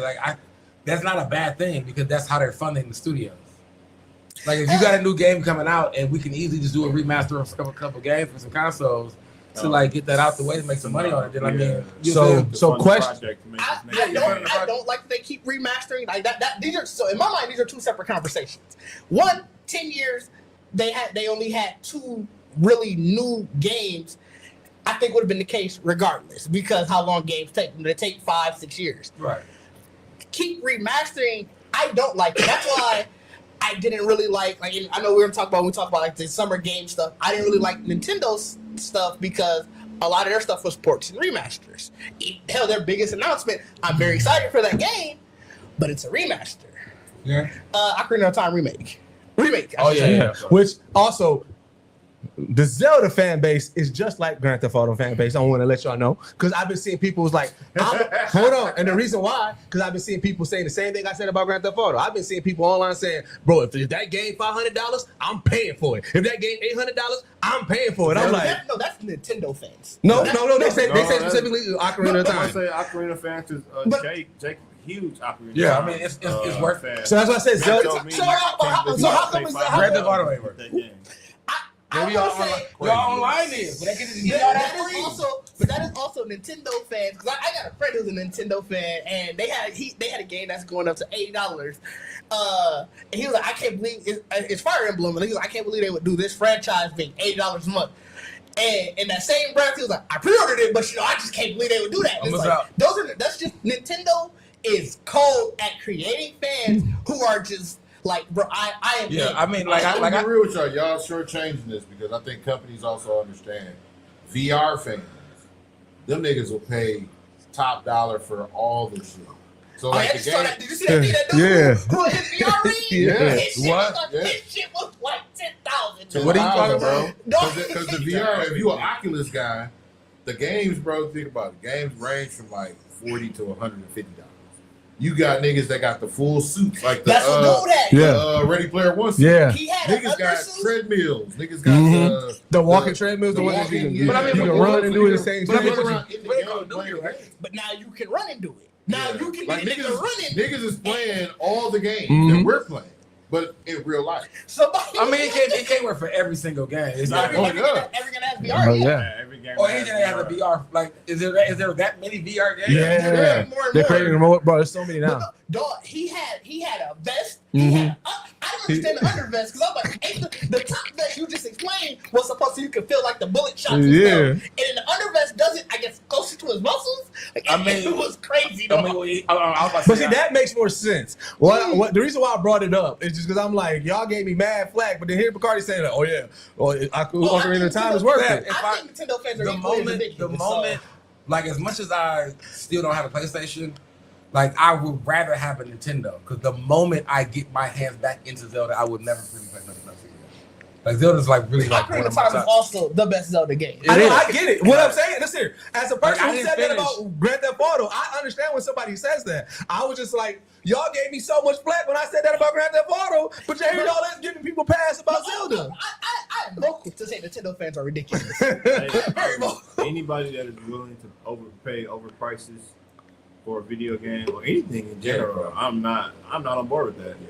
Like, see, we probably just come across a little bit more aggressive to you because you care about your well-being mentally and financially. So we looking at you like, bro, you gonna do this with us? I mean, and my thing is like, I mean, I get like, I feel like the funny thing about it because like I definitely even if I were to say like I'm gonna get it regardless. If it's too high on the first day, then that bitch gonna wait till it's on sale. You know what I'm saying? Like, I'ma get it. You know what I'm saying? But I ain't on that kind of hype train where y'all gonna just charge me whatever y'all want to on the first day. You also know that the Ocarina of Time remake ain't finna be over $80. It's going to be $80. Yeah, it's gonna be $80 on the first day. They've already bought into the $80 game, so they are. It's not new. By the time I get it. But what are you getting with this? It's a remake. It's a remake. No. I'm saying, you know how 2K got everybody got like a tier.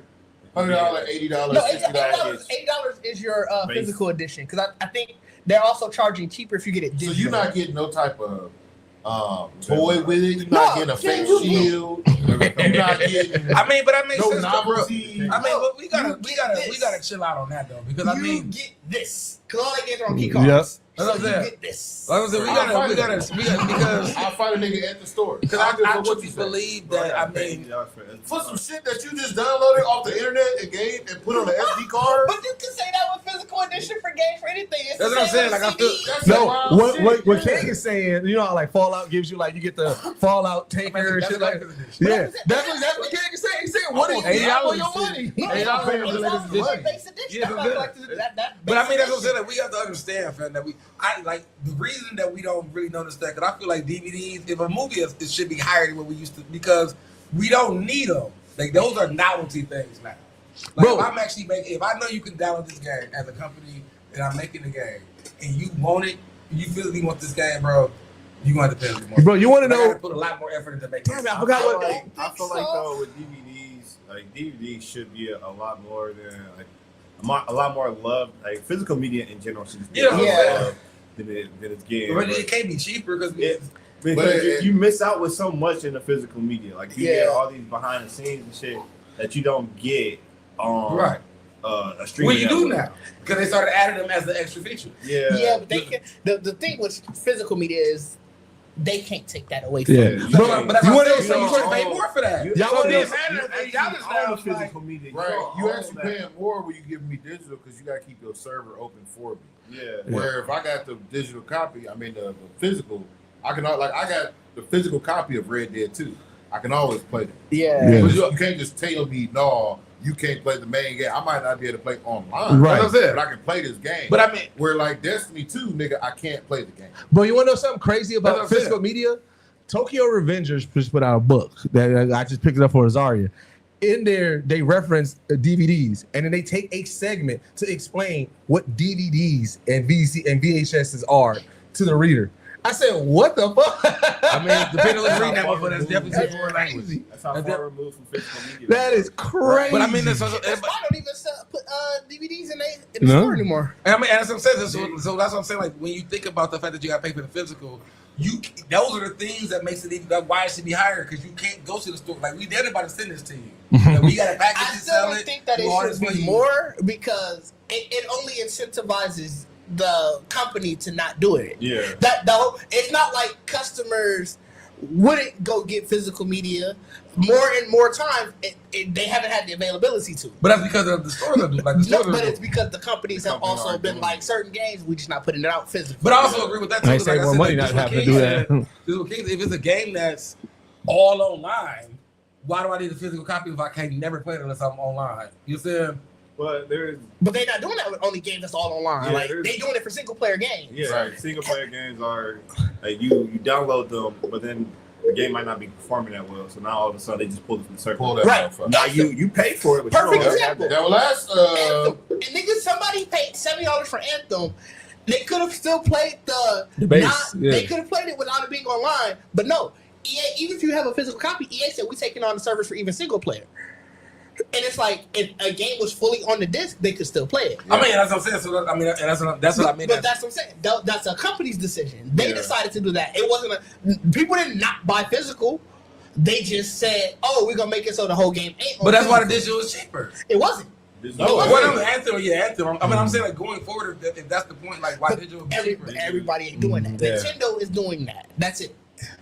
But that's what I'm saying. everybody else is the same. Yeah. You just have to go physically go get the physical. And it's not really. It's really you just have the physical copy, Right. because it's still all cloud based. Yep. Y'all talking about Nintendo doing that? Nintendo, they're doing it. Certain games are probably still you need the servers to be up. I know PlayStation for sure does it. Yeah, Xbox. A lot of their games they don't. That's why they got taken out of Walmart. A lot of Walmarts don't have an Xbox like physical thing because they're not putting games on physical like that. Well, I get that because they already expressed that during the Series X, like it's always online. So they made a statement, which is trash though. I mean, but it's also they made a statement saying pretty much at that moment, like fuck the physical, Right. Like you know what I'm saying. So a lot of companies have though. Yeah, that doesn't mean that everybody. I mean, I get what you're saying, but I feel like the people that are doing it have a right to raise it because it's like we have to be the one managing it now because the word itself has. It's also like you. That's what I said. Like it's a trash incentive because it's like, oh, we got to do this because you want that, but it's like, nigga, you took it away from us. Yeah. Like you basically saying, oh, it's your fault that I got to do this, but it's not because you took it away. You were doing this, and now all of a sudden you like, I don't want to do that anymore. Oh, but you want me to do it, so you should pay more for that. And it's like, fuck you. Because if I was a video game, if I was that big of a person, I've already saw the demise what y'all did with the DVDs. Like at the game, it's like nigga, y'all stop buying DVDs. No, we didn't stop buying DVDs. Stopped being readily They stopped available. making, yeah, like you got to remember that takeover from DVD To digital. stream. Yeah.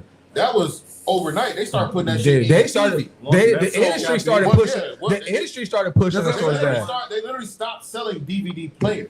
Yeah. People didn't stop asking for them. You forget that we jumped from the TV that had the DVD player and VHS built in it to Roku's and just shit. Roku Fire Stick TV. And then they went from all right, well, fuck the stick. We're just gonna have it already embedded in these smart TVs. I mean, that's what I'm saying. But I'm saying that's not on us. We didn't ask for that. I mean, but that was having to do with the consumer. Right? This is literally how the bit like so. Like if I'm Nintendo or everybody, I'm seeing how they're shifting everything. So it's like that means even these stores and all that are not going to like. They're all looking at this. Like, bro, we're going to it's still like it sucks for us. Like I do that. Like I agree, but I also agree that if I'm now a business that is trying to give y'all what y'all want, it costs more for it now. No, listen, no. This is not about what we wanted. You're failing to realize all this was done because of piracy. All of it. DVD player, video game. They didn't want people copying it and selling it. They didn't want people like literally making money outside of them. So that's literally why Netflix, Hulu, all of them, they're just buying properties, and now you can't even buy. I can't buy 3 Strikes because the property has to be bought by somebody and allowed to be streamed. Unless I go buy a physical copy, but where the fuck am I gonna play it? Because Xbox ain't playing old DVDs sometimes, unless it's like Blu-ray quality and or it's like, newer. They didn't do it. They did it because of that. Then they also, it wasn't like, people don't want to do it. They did it because they said, if we lock you behind a subscription, I don't care if you buy something. Yeah. I don't care if you buy this game because you got to pay just for the service. You got to pay $10 a month, $12 a month, yep. 20, 30. And it's like, it wasn't oh, we doing this because that's how the industry is moving. It's because we know that we can charge and get a steady stream of income. And I didn't need Xbox Live. Now. I didn't need Xbox Live 20 years ago to play 2K because I had the disc. I could sit there and play with him all day. We could put it on a memory card, but we put it on a memory card. Online games. When they turned it into this is a cloud-based game. That's a console. And that cloud-based game, you got to have 24-hour internet access. You can't even have it where you got it for this week and then next week. Because remember they had that before, where you could buy the card and you had Xbox Live for 30 days. Now they just like no, bro. You know what? To that point, and this is coming from a broke nigga talking. Your Wi-Fi get cut off, nigga. You can't play damn near anything, bro. No, I mean, your Xbox. No, what's crazy? Your Xbox might not even let you like, bro. get in it, bro. Same the PlayStation. Like, I remember one time I had a lapse on my fucking payment. Fucking Wi-Fi got cut off. I couldn't play GTA. I couldn't play NBA 2K. I couldn't play Madden. I mean, like as soon as you log on, they were like, "Hey, you gotta." I mean, and that's like, and I said that's all just the evolution of it. Like when I said when we were buying games, and you could just play at home with your buddy. That's because they were all couch games. When online came out, you were just paying for the subscription to play online with your friends. But then it evolved that the developers start using the online cloud to add to their games, and that's the attachment that came. Where it's but that wasn't the natural development. That was a actual choice. Remember, with PlayStation 3, you didn't have to pay for online. You didn't. That was a literal choice by Microsoft because PC gaming, they still don't obviously have to pay for online. They never had to pay for online. Right. It was a literal choice, but it's still your system is online. I can plug in my system. I don't. That's not going through Microsoft for that. They're literally charging you for that. And when PlayStation saw that they were making money for it, they said, "Oh, yeah, let's make money let's make this money." But Microsoft was giving you games too, bro. No matter where we go, before they were doing that, Xbox Live on the 360 wasn't giving you games. Yeah. It was, hey, you want to play with somebody on Xbox Live on the 360 before you were getting anything? You gotta plug that PC. But also, and I get what you're saying. Let me argue real quick on that. That was also why people went to Xbox because the free internet of PlayStation wasn't as fucking. You understood that you were paying to have a better quality game concession online. But if you actually had that's just great. That's great marketing because it's like that means Sony could have beefed up theirs, but you can't say that the ecosystem wasn't there because PC gaming was a thing. And Microsoft, at first and foremost, for anything else, cool. They said they couldn't do it for that. You a PC company. You were making devices. You knew how to make sure to have a server to do that. You were just wanted the extra money. And that's shitty. That's all I'm saying. And they get away from my bad. No, I'm just saying, that's it. They get away from like hard copies because they're rushing games out. So you get a game out that's not fully complete. Now, we gotta force you to be attached to the internet. I mean, there's all of that plays into it. You just pay for a complete game. You paid $60. We didn't give you. Well, we gonna glitch you out until we get these updates. We gonna patch this. If we didn't have what we have, Grand Theft Auto would take 20 years to come out. Or it would never be how it looks because you would have to, because you got to package that on a like you have to package that. Came out on $5 on a disc. Was it double disc? 3 San Andreas and 5. But that's what I was saying. That's exactly what they'll do. Though. 4 was a double disc, right? 4 was a double disc. I remember that. 4 was.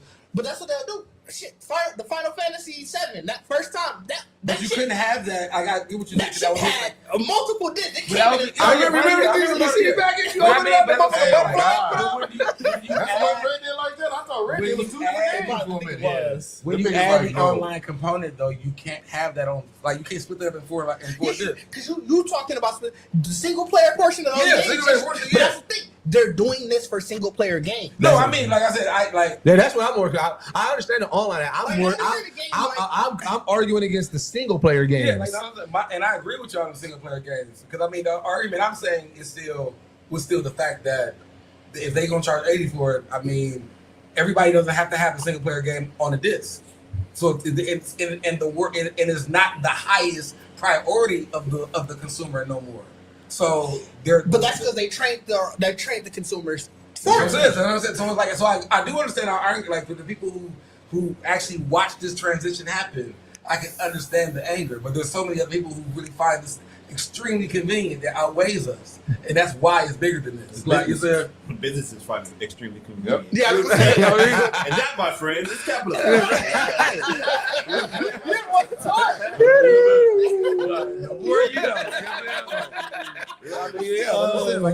It sucks that I get it, but if I was a business too, like I feel like there's just a lot of factors that you don't put into play on why this cartridge costs this much more now.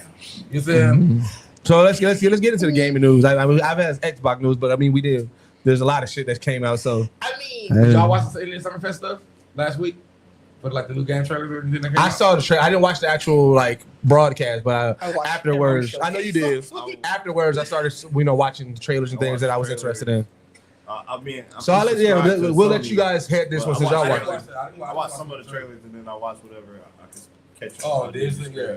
Like I only watched a couple of trailers. I mean, I figured they would actually give a rundown. So I started with the Xbox one since we already talking Xbox. They launched a lot of games. They obviously are going back to console exclusive, kind of. Gears E-Day is going to be exclusive, and Clockwork Revolution is going to be exclusive. Gears E-Day, the whole saga behind this is really fucking weird. I don't know if y'all think it's weird. Why do you think it's weird? So, because Xbox is clearly lying, and I don't get why they're clearly lying. Hold on, I'm missing something. I'm missing something. The fact that they're going exclusive is like, okay, whatever. But they're lying about the fact that it was never going to go to PlayStation 5 when it's like, we've seen your official stuff. You've talked about it before that it was going to go to Xbox or it was going to go to PlayStation 5.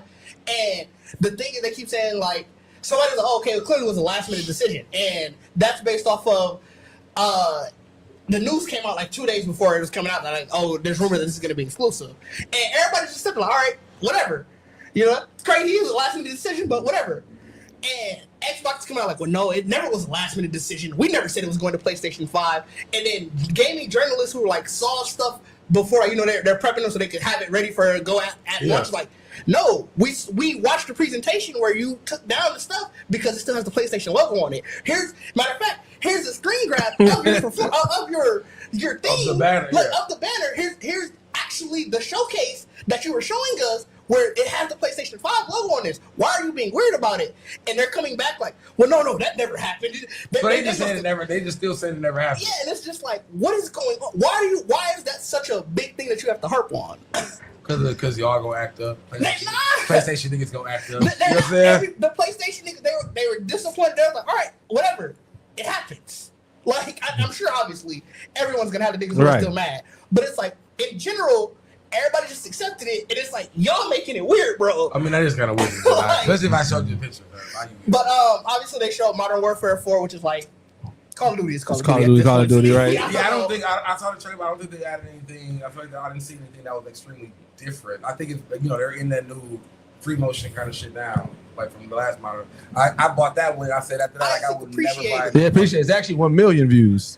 Yeah, I said I would never watch another. They didn't show anything. Play another Modern Warfare game. I thought about the last one. Wait, why? Because I didn't play it. The last one was Black Ops. I didn't play it. I didn't play it I thought either. they were going back to more realism. That's what Modern Warfare like. That's what Modern category. Warfare Modern Warfare supposed to be versus. I think was it 3 where they still have some advanced warfare aspects to it. Yeah. This one is. Listen, so Modern Warfare is my favorite title out of the Call of Duties. I know, yeah, we were talking about it. Modern Warfare is my favorite. Like I said, Black Ops, especially the online aspect, always felt too easy for me. Like, I'm more challenged on Modern Warfare. I ain't gonna hold you for the longest. Always none of the multiplayer felt different to me. Like, no, there's a difference. There's definitely a difference. There's definitely because like in Black Ops, in Black Ops, it feels way too arcadey. What does? Cartoon Black Ops. Yeah, in Black Ops, I was. Yeah, Black Ops has a. I was getting top rank #1 in so many matches like off of my first rip. Modern Warfare, I had to struggle to get even like third, fourth on the board. I feel like it's really more. I feel like it's like layout because that's the really big difference in between both of them. Is like just like stage layouts, like Black Ops to me is really made for more chaotic fighting. Okay, like the boards, like even now when the boards got bigger or whatever. It's made to make sure you get your kill streaks off. That's why they biggest thing is still Nuketown and shit like that. Yeah. Really I definitely didn't play them enough to but Modern Warfare don't really got like like a Nuketown. You see where it's like a bunch of niggas in this little ass room, just grenades get thrown in there, but like you getting saying like Modern Warfare really has like they designed their multiplayer to be like you're fighting the narrow things or open world, your sniper can be up here. Like, it's really maybe that's you know what? It's funny because I know like a lot of those other games where I was like I don't really play roles. You know what I'm saying? Like they got a tank, but like in Modern Warfare, there be certain matches like, oh, I'm gonna just snipe all game, or like I actually get into it, and maybe it's that. Maybe that I never really understood why I like Modern Warfare more than Black Ops. It's just I always lean more towards Modern Warfare. The biggest thing I've always known too is that there really is. I mean, I don't know if it's proven or whatever, but there's a difference in hit detection in both games. Like you said, like there's like Modern Warfare, and I think that's what like when people like Modern Warfare, it is a little bit more precise. Okay. Like it's like even though it's like a body shot, whatever, everything just feels when you kill it like more like I know you should be dead. Okay. It's a shot where a lot of people complain more Black Ops, like bro, I just dumped like a clip in this thing. Like, you know what I'm saying? Like, I feel like that. Other something I was super excited they announced Wolong 2 Senua, that's the Hellblade. I gotta finish Senua. That one looks good. I still gotta play. I see them and they all like I've seen people play it and like it looks great. I actually need to play them for myself. That's why I'm excited. Like I'll play the 2. Persona 6 is finally coming. Like that's been a long time coming. Spyro coming back. Spyro back. Look, like, bro, I watched that trailer like, y'all want this? That was like, whoa, you know Spyro back? During that was my loudest reaction. Whoa, really? Oh shit! Spyro might be he might be amongst one of the last like video game mascots, like them like characters that I really fell in love with. What? I didn't know you hated Spyro like that. Did you? Yeah. Bro, I don't know. I don't think I played Spyro game. I think I played like, bro, and this might be controversial. I don't know. But like, bro, like to me, the love that people get, Ratchet and Clank should go to Spyro. I feel I feel Spyro is way more iconic than Ratchet and Clank. What? He's bro, this is right. I would third that. Why is everybody okay? You don't got to knock down one to appreciate that's just how I'm gonna start. I do agree with you on that. So let's do it, and I usually say that. I do. But also, like at Xbox, Fable looks amazing. Oh, Fable look crazy. Fable's like just for niggas who stream. Fable's gonna do a lot. It's gonna do a lot. I cannot wait. Yeah, Fable gonna do a lot for people. That's right. So Xbox had a really strong showing. I'm really excited for Gears. Like I really like. Yeah, Gears is gonna be fire. Like I did watch their whole thing. Like just even their story, like how they were describing, putting. Then I forgot eBay was literally before. So like we're finally getting the game up eBay. Oh, so that's what it is? That's before because I never played any of the Gears. I never played any of the Gears. So this is okay. So like that's what really honestly I feel like that's what's gonna make this game bigger than what people think, and I think that's why the controversy exists because they did allow the other Gears to be on the PlayStation Network. I forgot about that. That's what I said. I thought they already had. Yeah, remember that's what you know. I forgot about that. They had the remake of the first Gears. Like they gave them one. Like that's what I did. But the first remember that's it didn't sell well. It didn't.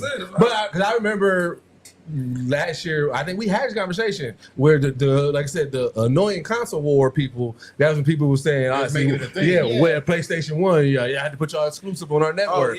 I remember that. But that's why I don't think like a lot of PlayStation gamers cared. I think the controversy started to come when they were just like, bro, why are you trying this hard to act like you did? I did. You could eat. That's your easy way to say it. Like, it didn't sell well. And nobody would have gave you any pushback.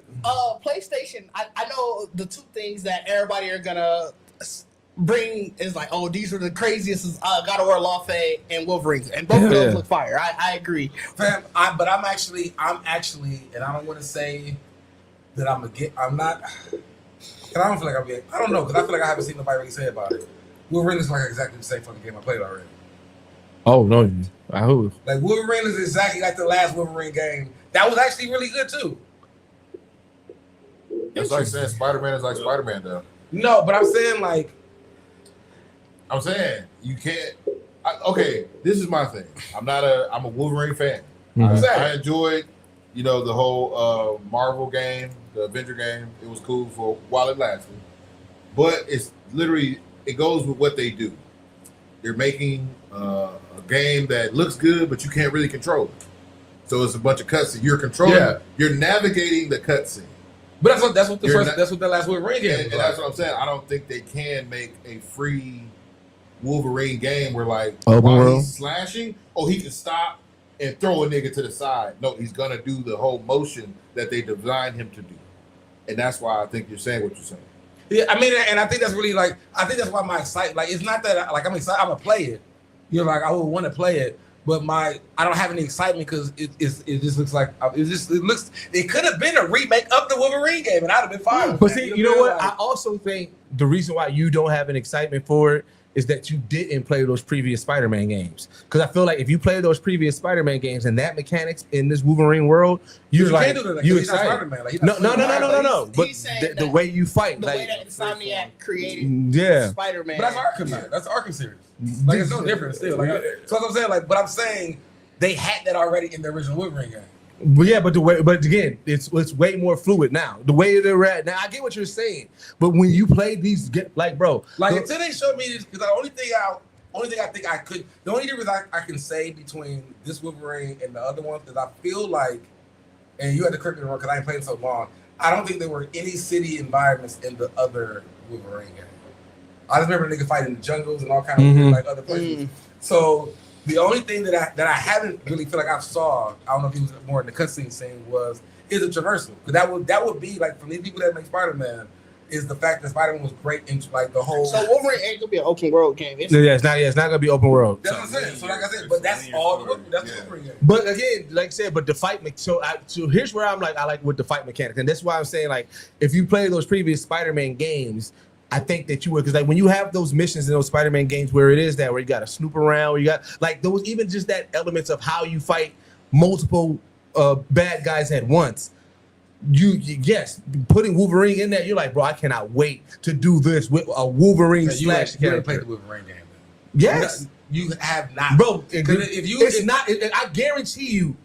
Do you know the Wolverine game I'm talking about? The last one that came out. The last one that came out. Yeah, that's what I'm saying. The one that last one is not, bro. If we had to if we was taking the Spider-Man game versus that last Wolverine game, just in general, fight mechanics alone, that Spider-Man game blows that Wolverine fight mechanics out the water. So what I'm saying is, in that fight mechanics, if you put Wolverine in that, yes, you want to play that. I'm not saying. I think that's what I was trying to say. I would still play, but I'm saying my excitement of it is even if all you're telling me is that I'm going to get some fluid, more combat, there is nothing. And I don't mean it in a bad way. I think there's more to it than that. And I don't mean it in a bad way, but I feel and it's Wolverine in general. You talk about a nigga with claws. You really can't scale his, whatever we going to do with him to something bigger than what it is. So, I know it's a fresh look and it's going to look beautiful because it's a newer gen. But the mechanics of Wolverine and how it's been used has already been. You can't go higher than that. You can just make it look better. They've already showed him getting shot and how his body hit. Everything everybody was wild about in this, they've done it already. But to King's point, then you can say that about all the Spider-Man games. Spider-Man game. But no, because every Spider-Man game. That's every Spider-Man game. He's like I said. You talk about environment. He swung through New York. You talk about being able to swing and do that.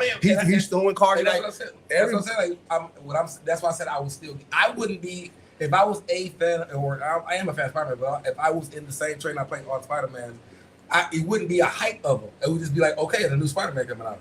I know exactly what this game is going to be about. I'm not going to be hype about it. I would be you're saying, I'm happy that they're constantly giving me a Spider, and I played that. Before PlayStation, they were doing that run. There was no difference in all the Spider-Man. So my question is this then. Let's say, because you're obviously, big hype about Zelda. They really don't do much different from Zelda to Zelda games.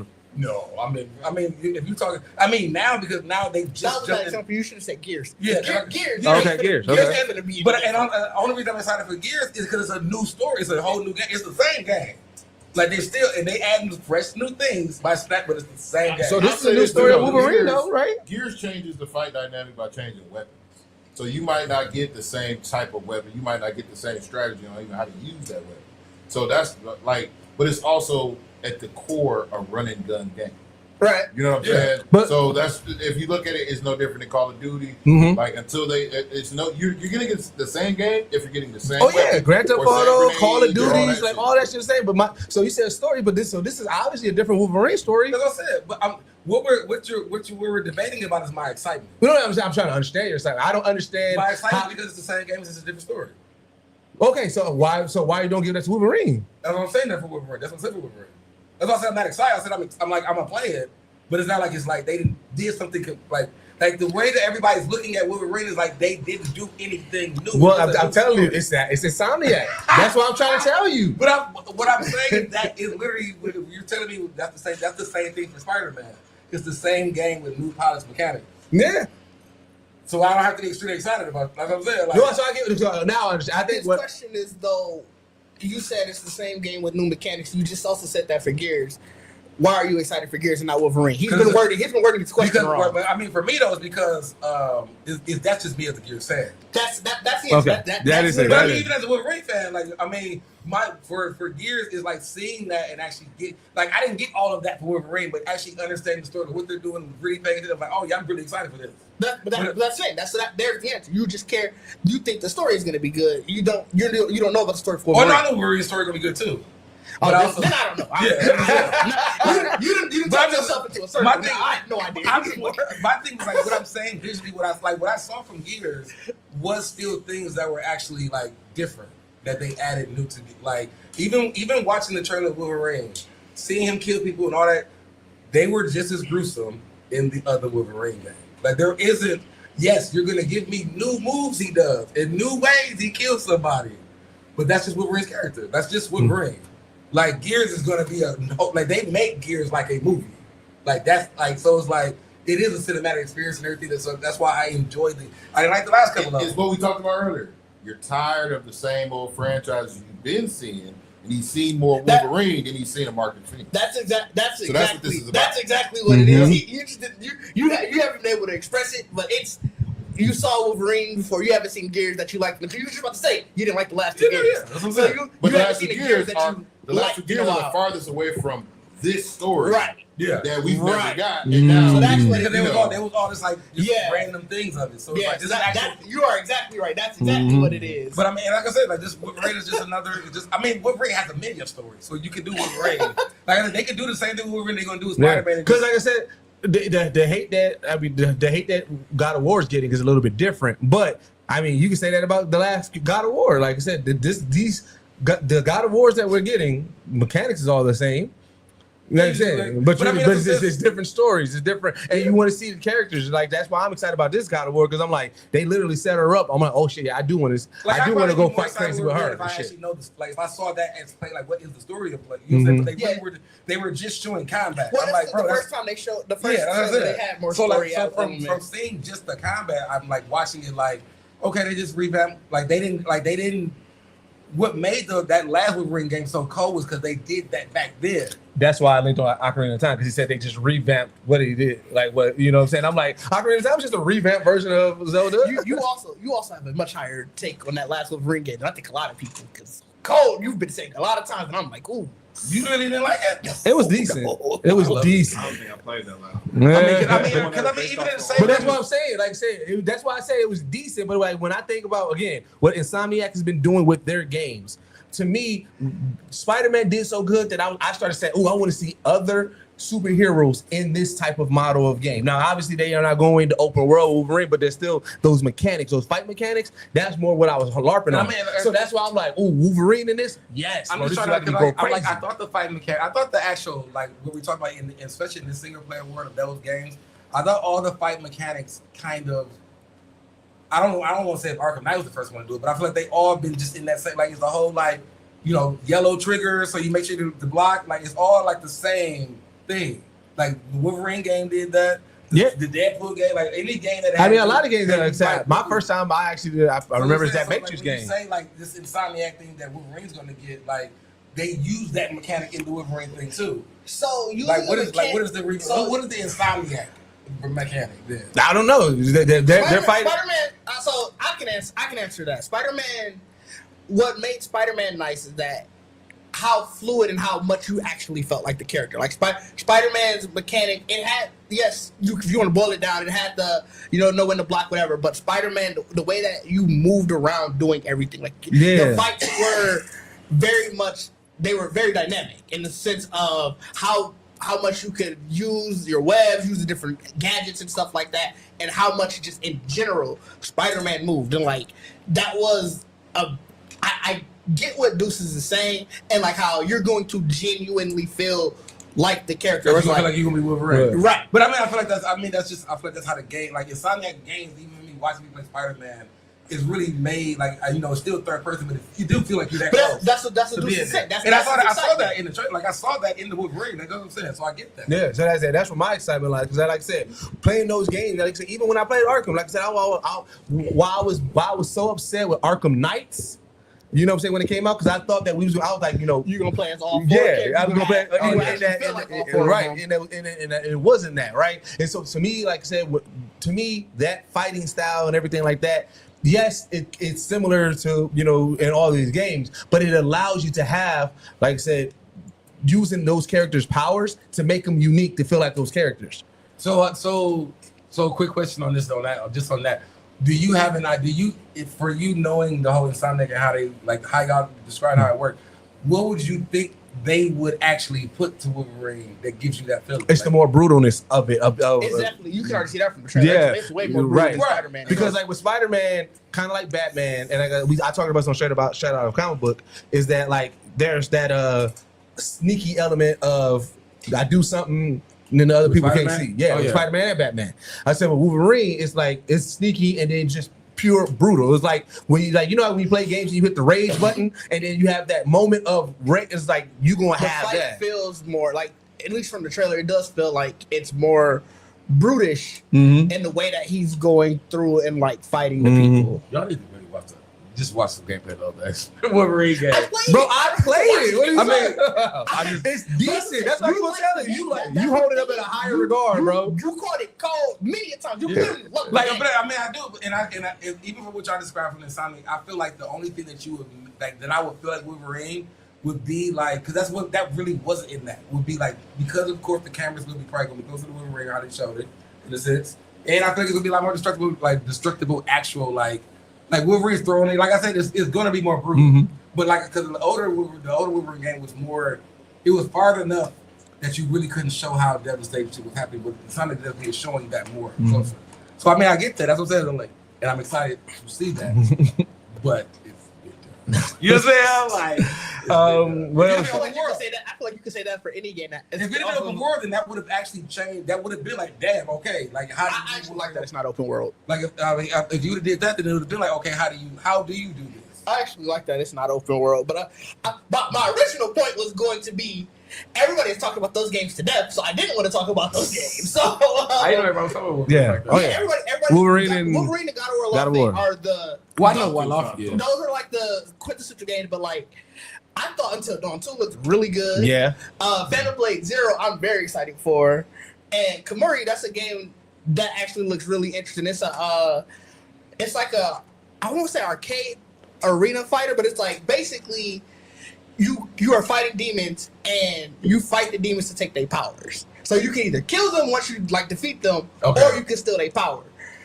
And it looked cold. Is it but it's an arena fighter? In a sense, it very much feels like a beat 'em up style, where it's like you are going through the stages, but it feels like when you're going to the fight, you're in an arena. The stage part is like an arena style. But so it's almost like a Mega Man. Like you almost, power, you move on. Almost, yeah. Fighting that power to the other boss. But I'm really excited. But it's not like a Metroidvania. Nah, because it felt like between where you like going to the hubs are like you are able to run around with it and stuff. Oh, okay. So like that one looked good. It looked disgusting, but it looked fun. Yeah. Ill. It's like this. It's this like sci-fi horror game. It looked gross. ILL. Yeah. Mm-hmm. Oh no, I didn't see that one. Then Summer Game Fest. The big thing everybody is excited about is Final Fantasy VII Revelation.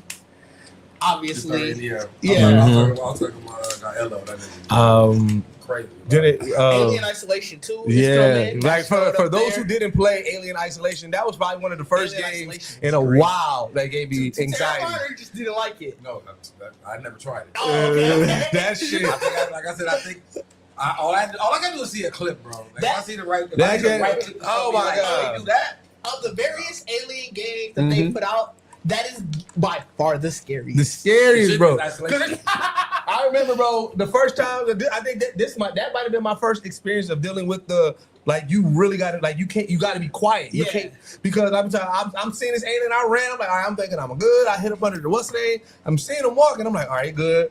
And I must have accidentally tapped something. That motherfucker came and ran so fast it got me, bro. I was like, that's why I can't play the Quiet Place. Like I want to try the Quiet Place bad, but I'm like, I can't make no noise. It's crazy.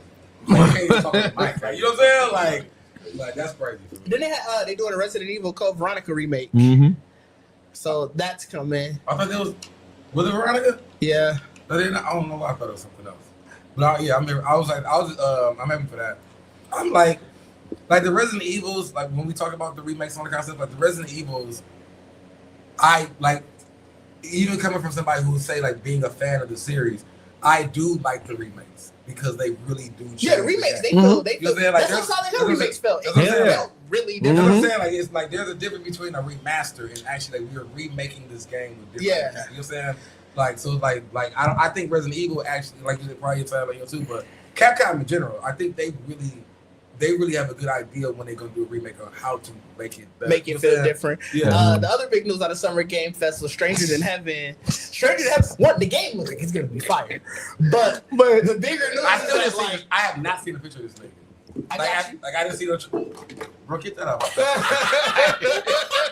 Can you know what I'm talking about? Is he Tupac is gonna be. Oh yeah, no talking about it. Is he in the trailer though? Yes. So that's how it happened. So it wasn't so Stranger Than Heaven. They had like an Xbox specific event. Like they were partnering with Xbox for an event at the beginning of last month. Okay. So they showed this whole thing. That's how we already knew Snoop was coming in from the announced trailer, but they showed how much Snoop was going to be in the game and stuff like that. Oh, from that and showing all that. So it's like, okay, we thought we had a really good idea of the game. Yeah. So when they showed up at Summer Game Fest, it's a different trailer, but it's enough of the same that you kind of like, all right, yeah, I'm already excited for this game. Cool. And then it's when they showing all the cast members. So Alessia Cara gonna be in it. Obviously Snoop. I forgot somebody. A couple other actual artists are gonna be in it. And it said. And then the next thing is show Snoop and show Tupac coming around the corner, and it's the picture you saw I just showed you, and I was like, Tupac? Like, did they have dialogue or they just no, showed? He had this He just kind of came out and did it like. It went to the title screen again, or the text again, like Tupac Shakur will be in the game, and so they said that Is this a music game? Like it is. It's very music based. Okay. Like one of the main characters, he can sing. I don't know I can't remember if he's actually trying to become a musician and just gets embroiled in all this, or if it's just he ain't nigga embroiled in all this, but also he can sing. I do the sing on the side. Hey, the gangsta ass niggas be singing though. But they said that it's not gonna be AI, who's gonna get his voice. So they haven't said who's gonna do doing his voice, but it's not gonna be AI. And they said that they did get approval from the estate to put him in the to put him in the game. Tupac has never been in a fucking video game. You know what I'm saying? Will be now. And that's why I had to send it to y'all immediately when I saw it, because I feel like when you announced it, I had really looked for the trailer. The trailer I saw, I was like, bro, I don't see the Tupac in this. You saw the Summer Game Fest one, so you saw the regular trailer. It probably didn't get the one that got everybody the one that got everybody interested. You saw that trailer. This was the trailer that everybody was like, wait, what are we doing here? When I put it in the group chat, I was literally watching the thing, so it's it probably didn't get cut. I'm so mad. I don't want to be mad, but I'm really mad if Snoop knows Pac. If that's the you know what I'm saying? I don't need that in there. I don't want Snoop to be I need to go check on Netflix. What's interesting is, you know what I'm saying? That's how you need Pac. You know what I'm saying? How they got me though? This game is set across 5 different eras. It's this. I think it's the Pac look like he is in his era. That's not one of the eras they listed though. It was the 10s, 20s, 30s, 40s, 50s, and 60s or something like that. 1910. Yeah, 1910s. So it's from 1910 to. So that's what I'm saying. Because Snoop ain't playing Snoop. No, but his character is in one of the 1910 era. He's playing a Brodus though. He is playing himself. He's playing like one of his descendants. Yeah, like one of his ancestors. Yeah. Okay, hold on. So they're supposed to be the real characters. I don't think so. Yeah, no, I think. Bro, you throwing me though? That is his straight. Well, because the fact Tupac is throwing it all out. So Snoop is playing, like I said, his character has that last name, but it's like it is a main character for the game, and like because even in the later eras, his son is playing. I think like his character, sort of like the younger version. I gotta remember specifically. So it's really still so y'all can use my last name. Yeah, I'm whatever y'all my like. likeness. And my likeness, yeah. So and it's so it's not with Tupac because they haven't shown anything else other than him walking around the corner. I don't know what era he's in. I don't know what he's. He looks like he's in this era though. That's what I'm saying. Like you can't put him in 1910 with a bandana in the foot. You see the nigga got a baseball jersey on. That's not. I think that's just the way it's cut off. It might be like a different type of shirt. It might be one of them vest shirts that kind of go over. Yeah, like it might be traditional like Japanese style shirt. And it's just cut off so you can't tell. I think I'm on bad. I think I'm on bad with you. I don't like you. Because wait, what? Because I mean, and I think I would need to know that too because, like I said, Snoop ain't playing him. No, so Tupac, even if y'all say Tupac Shakur is in this, he cannot play Tupac Shakur. No, he won't be Tupac Shakur. But he'll be a Shakur. Which maybe why I don't understand. Why would you want Tupac in this game? If you still making a fictional character, like this nigga ain't Tupac. Well, because like they just think like he was an actor getting his fucking, you know what I'm saying, like he was about to be in Doomsday. Yeah, like, Tupac will return in Avengers Doomsday. He might. Like they walked that nigga out like a dude, like it wasn't that. So like that one, and then to wrap it up, Nintendo, at first, I gave it a C-. So I was like, Ocarina of Time is great. I'm very excited for it. Kingdom Hearts 4 is great. I'm very excited for that. We knew Kingdom Hearts 4 was coming. It's dope that it's coming to Switch 2 day one. Mm-hmm. Ocarina of Time is a remake. I can't say that that's a great showcase when those are the only two all of games. them was like like that was only two. That was the two biggest. But like the Dust Bloods, the From Software game. It's like a Switch 2 exclusive. That looks fire. So. I agree with that. You know what, Jim? But then I saw Wii Sports Resort. It got a full letter grade bump up because Wii Sports Resort going crazy. You know what did it for me? You know what did it for me? And I was like, I might get a Switch 2 just for it. The One Piece cooking game, bro. Oh, I didn't see that. Oh my god, bro! As a cozy gamer, bro. It's a One Piece cooking game. I'm surprised it's not on mobile devices. The Wii Sports one though, bro. So now what they added? Yeah, what they got in there? You got obviously still got like the same boy, boxing. You ready to get in? You saw that nigga out? Dog, you got that ran. They got basketball coming. You can do like jet skiing. You can do archery. Archery was in there. Archery was in. No, it was golf. That's what I'm saying. It was. I think. Is it a remake of Resort? Because Resort came out. Mm-hmm. No, so this is just a new one. Okay, that's what I'm saying. But like the One Piece cooking game, like you literally become a Wii Sports and then Wii Resorts. Yeah, you really be a chef, and then you get to like create your restaurant. You get to learn from the characters and shit like that. Like, I was saying, like, speaking of chef, like the game, like that gameplay is like literally like it's a lot of mobile games. That's why I'm surprised it was a mobile. Yeah, so I was like, when I saw it, I said, all right, I think it's time for me to get a Switch 2. So it's called Nintendo Switch Sports Resort, obviously, because it's a Switch now. Oh, so that's pretty much what it was. Like we gotta put a sports right on on Switch. Yeah, so they got boxing. Yeah, table bro, tennis, it looks fun as a bitch, bro. So they got boxing, table tennis, archery, tennis, volleyball, bowling, basketball, golf, and thumb wrestling. Thumb wrestling is crazy. But here's skateboard. You can do skateboarding. My issue with Wii. You use it with the controller. Yeah. My issue with the Wii Sports Resort, like in general with Wii Sports, is that like I don't know. It's a family. It's a group. I didn't see it. It's a group gaming, and I didn't find myself doing a lot of group gaming on the Wii. Fam, I think one of the greatest things about the Wii is that there was a moment that Wii was in bars and all that. Yeah, like where people really was like getting slapped and playing bowling. Yeah, shit like that. Then they realized how dangerous that was. It was. Yeah, but it was a great time. There was even a moment when Rock Band was involved. You see, like I don't know why we can't figure that out. I mean, Rock Band you can do, bars, but you can't figure out how to play Wii in a bar. It's crazy. That's what I'm saying. Because it's like that's because people don't get competitive over acts. People get competitive over video games. And niggas was breaking the like niggas was throwing the axe. You looking at it. You like this could fuck somebody up. What? You ain't the axe. You see it. That's why I knew the Wii controller. You're not thinking the controller can fuck anything up. And knock somebody. I mean, like I said, I'm like we've seen enough people fuck up some Wii controller. Oh yeah, 100%. So I can like you add that a little bit more alcohol involved. I can see it getting out of hand. Why did I go here? I think it was a great time. Like you said. Before we get into our recommendations and everything, Gracie's Corner.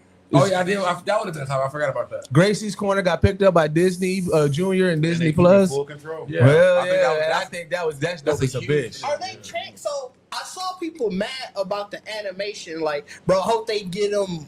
Like, I hope they could have did something with the animation. Like, are they changing animation? So right now they picked up their catalog. Okay. So we don't know what the animation, like now that they got a deal, their animation budget and things might change for the next Gracie Corner shit that they do. People just upset because they if you've seen Gracie's Corner, obviously they're indies that people create their own. So that's the animation that's getting uploaded to Disney Plus and Disney Junior. Oh, okay. So they just got like I said, they bought their catalog. Mm-hmm. So they're just Okay. making I couldn't understand what it was like, what people were actually like complaining about. Because it's not Disney's animation, and that's what Okay. they're saying. So they're saying, but it's like So we niggas don't. mad that you're gonna see some indie on the Disney Yeah, platform. but we don't know what the future holds. Like I said, now that they're getting a deal and they're getting more much money, But the new animation might be might more change. fluid. It might change. We don't know. Also, bypassing the whole importance of the fucking video. Right. Nobody should care about the animation. Exactly. Like Like, the this lesson is the is lesson. in the word. Yeah. Right. If your kids aren't reciting the word, first of all, let's just be clear. Because I'm going to say this about Moana 2, all of it. Everybody always got something to say about what's for kids. Instead of realizing this shit is just not something that we should be grading at all. Like, I personally put Gracie's Corner on. I don't even know if my kids ever saw it because I normally used to play it through the radio in the car, like while I was driving back and forth to school. But then when they got home, it'd be on the tablet. But everybody knows kids are doing a whole bunch of stuff. Mm-hmm. So y'all are talking about it, or people who are criticizing, as if that really matters to the point of the video at all. It could be a blank fucking screen, as long as the kids understand the purpose of it. Then that's all that should be. Yeah, I mean that's something that makes sense. But I mean, adults we as critics now because we can. Like that's what I'm saying. Like, everybody got an opinion. Everybody got something to say. Everybody got an opinion for nothing. But I thought that was a huge win. Like I said, that's dope. Like I said, I was genuinely confused with what people were complaining about. Yeah. So yeah, I just wanted to make sure we highlighted that and everything like that because I thought that was pretty dope. And I don't know. Is there anything else? I don't think there's anything else. No, I ain't got nothing else. In the wrestling news or nothing. No, not really. They've been getting going on the King of the Ring tournament. They just had the first qualifier matches. But other than that, nothing major. The Bloodline storyline is going back again. That's almost 5 years running. That storyline has been going longer than the Confederacy. It's been going longer than the NWO storyline and all of WCW. So just to see that still going and going. That's crazy. Yeah. Is a beauty to see. How did Cyclops go? On I fuck with. I mean, that was gonna be my recommendation. One of my recommendations. Oh, well, let's get a recommendation real quick. You played it. I played like a couple of quick plays. I couldn't play. You can't play it in a quick play. Like the nigga that's the baby. You know what I'm saying? So I just did some practicing with him and play some because they got that 18V. Yeah. So that was pure chaos in general. Oh, I saw somebody with a picture of 18V18 on there, and it looked hell. It was worse. You should have saw it when the Dino came out, nigga. That shit was Jurassic Park. That shit was hilarious, dog. All right, well, my recommendation actually would be just get back into Game of Thrones House of Dragons. House of Dragons season 2-3 is coming next week. So like I said, I had already Great Father's Day gift. Oh yeah, hell yeah. And it's like I said, somebody been posting all these Game of Thrones clips. So I actually went back and started rewatching Game of Thrones. I'm just like, man, that shit was so peak. That shit was. I'm just like, I know. I'm still in the you don't good. get House of the Dragon? No, I love House of the Dragon. Oh, so like you rewatched the Game of Thrones. I thought you started rewatching House of the Dragon. I've already rewatched House of the Dragon because I was getting ready for that already, and then somebody started recently posting a whole bunch of clips of Game of Thrones, and I was like, let me get back into that. And it's just like, it's funny too because like with the actors that are in these series that we know now, like you see Jason Momoa, and it's like, bro, I know that he's still acting. He's an actor. He's acting as Khal Drogo, but his personality is so different from them too. Like it's so crazy. It's like, and then like Pedro Pascal's in there. Like it's like there's so many actors that pop up in Game of Thrones that is like, whoa. How right you are is when you said it. I was like, who the fuck was Jason Momoa in Game of Thrones for like a second? Because like if you got that role down, you be like, whoa, that's different for him. That's different for him. Yeah, it really was. It really was the same. Like it really was like, and it was one like y'all couldn't use nobody. Like the way he was in and out of, like you couldn't use anybody. Like what? Fuck you want that credit for, man? Like so it's just been a journey. Just kind of go back to it, and also like I said, where I'm at, and just like where Joffrey's just been anointed king again, and that game he's just been anointed king, and you start seeing like the writing in Game of Thrones. This is where I was like, oh shit. They simultaneously built up Joffrey to be the evil, and built up Cersei to be the good at the same time. Because when you watch that first season, you see this person, and you're like, you're not like you more invested in Ned, and you're like, all right, you're not really invested in her, but you see her going through like the torments of like when she first gets sold off. Oh, Sansa. No, you said Cersei. Yeah, you said Cersei. I said Cersei. I'm looking like no, none of these. Daenerys. I got it all wrong. My fault. I'm tripping. I was gonna let it play out. Nigga, I was just. I was about to have shit. No. Take it back. Yeah. Joffrey and Daenerys. I'm sorry about that because like because I had to think about where I was at when the moment happened, right? So once you see her going through that torment, then you see her embracing the Dothraki. And then you see her when she even when she goes in that fire, at that moment you don't know what's going to happen. You don't think dragons are going to come out. You're just like, bro, this bitch is crazy. Like, but then you think like, oh, she probably going to come out crazy, right? And at that same time, that's when Joffrey takes off Ned's head, like in this same time. So within that same episode, you like, bro, I hate this nigga, bro. I cannot wait till the Starks fuck him up. But then she comes with dragons. You like, oh shit, I'm on her side because like I want to see some dragons. And I started thinking about this. I went on her side just because she had dragons. Shit. But I really in saw most that, movies. I remember I saw that scene. I was like, they don't even know this shit going on. Yeah. You know what I mean? Like, they didn't believe in the dragons. Right.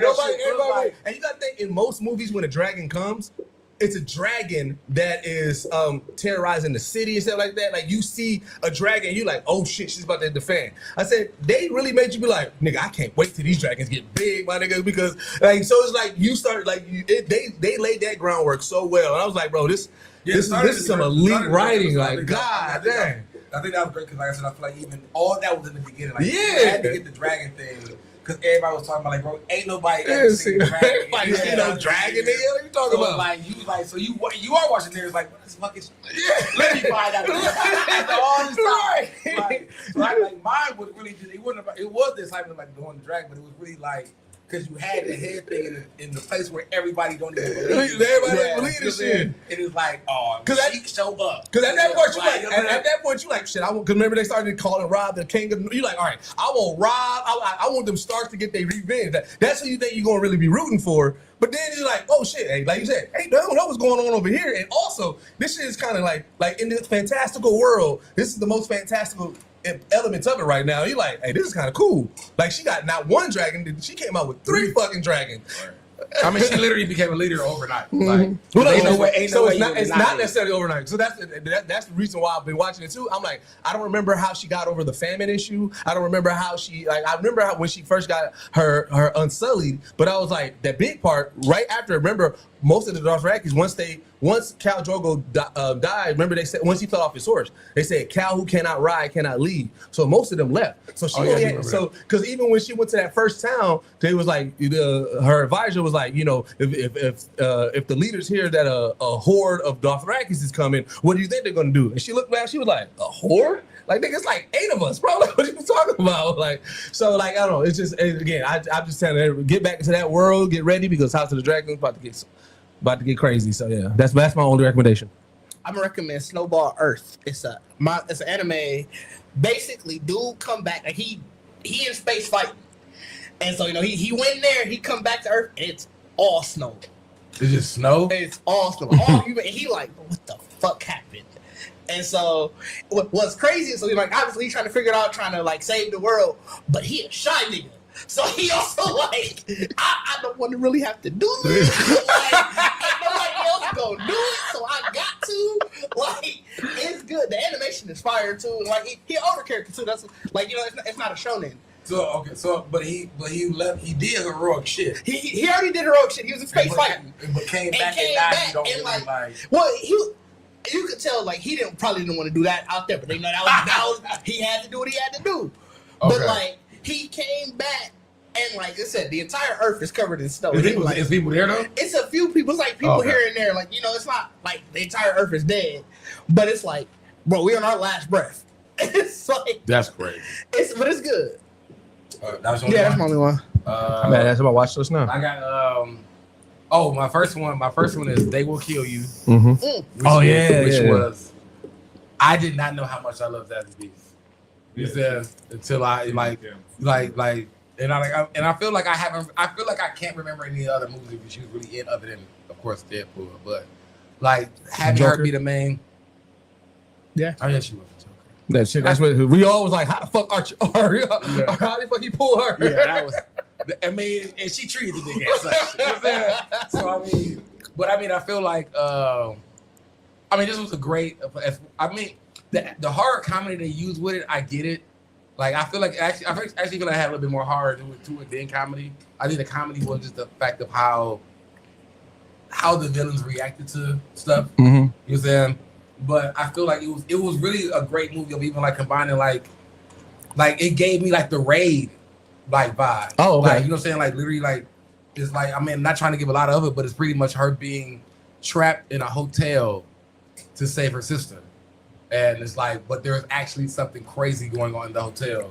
I know that giving nothing away. That's a good breakdown. It's heavily gore because of like what's going on in the hotel. So it's really and that's what I said. That's what makes it.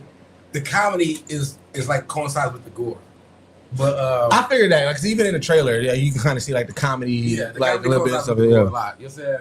But I really thought she did an amazing job. Like I feel like I watched this movie and I feel like these are the kind of movies where people give you where it's like you got something bigger in play, but we need you to I need to still work on my action, you know what I'm saying, whatever. Because she was all over the place. Like you could tell that she really did a lot of her own stuff in it. And it makes you feel like, oh, you must got a bigger role or something that you're gonna be in. Like you said later in this. And then my second one is I finally finished Helck. So I'm recommending that again. Oh, okay. Because Helck is good. It's good. It is good. Especially I haven't watched it. Did you watch it in dub or undubbed? I watched it subtitled. I watched it. I don't watch too many of them in America, but it is great. So they did good with the voice acting. Because you could tell the voice acting was like, it's like modern day kind of like, them niggas said shit and bullshit and you the bitch shit. Like, it's just really just like the nigga, when they about to set out, the nigga be like, who did? So it's like whoever played dude voice is like, it's a really, but I think it's a really good, anime that plays on like the whole heroes and demons thing. Mm-hmm. It's kind of based in a world where only a certain amount of people are like get the extra ability, and that's when they become informed heroes. But somebody, an organization, figured out a way to manufacture heroes. Good on Hulu for getting that. It was on Hot Dog when I had watched it. Yeah, that's what they had. That's also like I might go watch it again on. If you didn't watch it, like it was definitely great. And then of course my third one was Back to Marvel Rivals, like they added Cyclops. I actually think he's good, but I feel like he's not gonna be like, I think the hype is just really this week. I don't think Cyclops is gonna really last that long. I think he's a great new character. I think his moves are ridiculous. So he is a Saint? No, they made him damage. So but he plays to me more honestly like Moon Knight.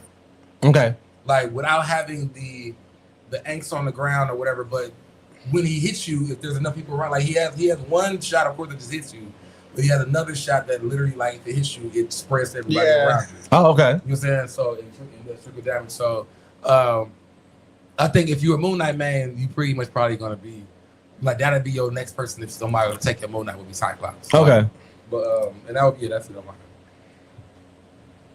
I actually don't even have nothing this week. nothing. Ain't been watching nothing. Good thing you had 3. Yes. I got I would recommend my first one will be The Drips of God. Decent new little anime. It's like one of my guys put me on it. What's it called? The Drips of God. So it's like a sommelier wine based anime. Okay. But it's like it's kind of hard to describe because I don't want to just tell it, you know what I'm saying, out the gate. But it's how Rudy likes the slice of life, where it's more like probably like funny or whatever. This was more like a drama.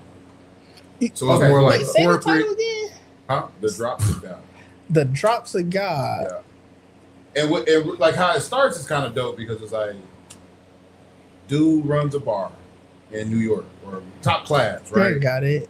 And like his pops dies, but his pops is like a billionaire, you know, wine merchant, all this shit. But when he dies, he like, how can I put it? There was this one particular bottle of wine that he loved so much that they felt like he loved the wine more than he loved the kid. So when he died, nigga, he was drinking the wine.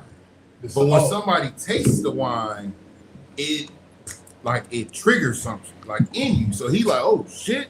But he didn't pour the fucking wine out. So now, so that's how it starts. It's like, wait, what? You know, like first I'm like, bro, I'm not gonna like this. And after I watch it, I'm like, this is juicy. Like I really like this. This is dope. They got a Apple Plus live series, 2 seasons of the Drips of God. Drops of God. Yeah. Oh wow. You should watch Bartender Glass of God. So what's funny is when bro put me on it, it reminded me of you saying bringing that up before. Yeah. And I was like, maybe that's what he's thinking. The third time. Yeah, Like, as you explained it, I'm like, bro, this is something they just right. But I haven't seen that, so I don't know. But that's my first one. So yeah, check that out.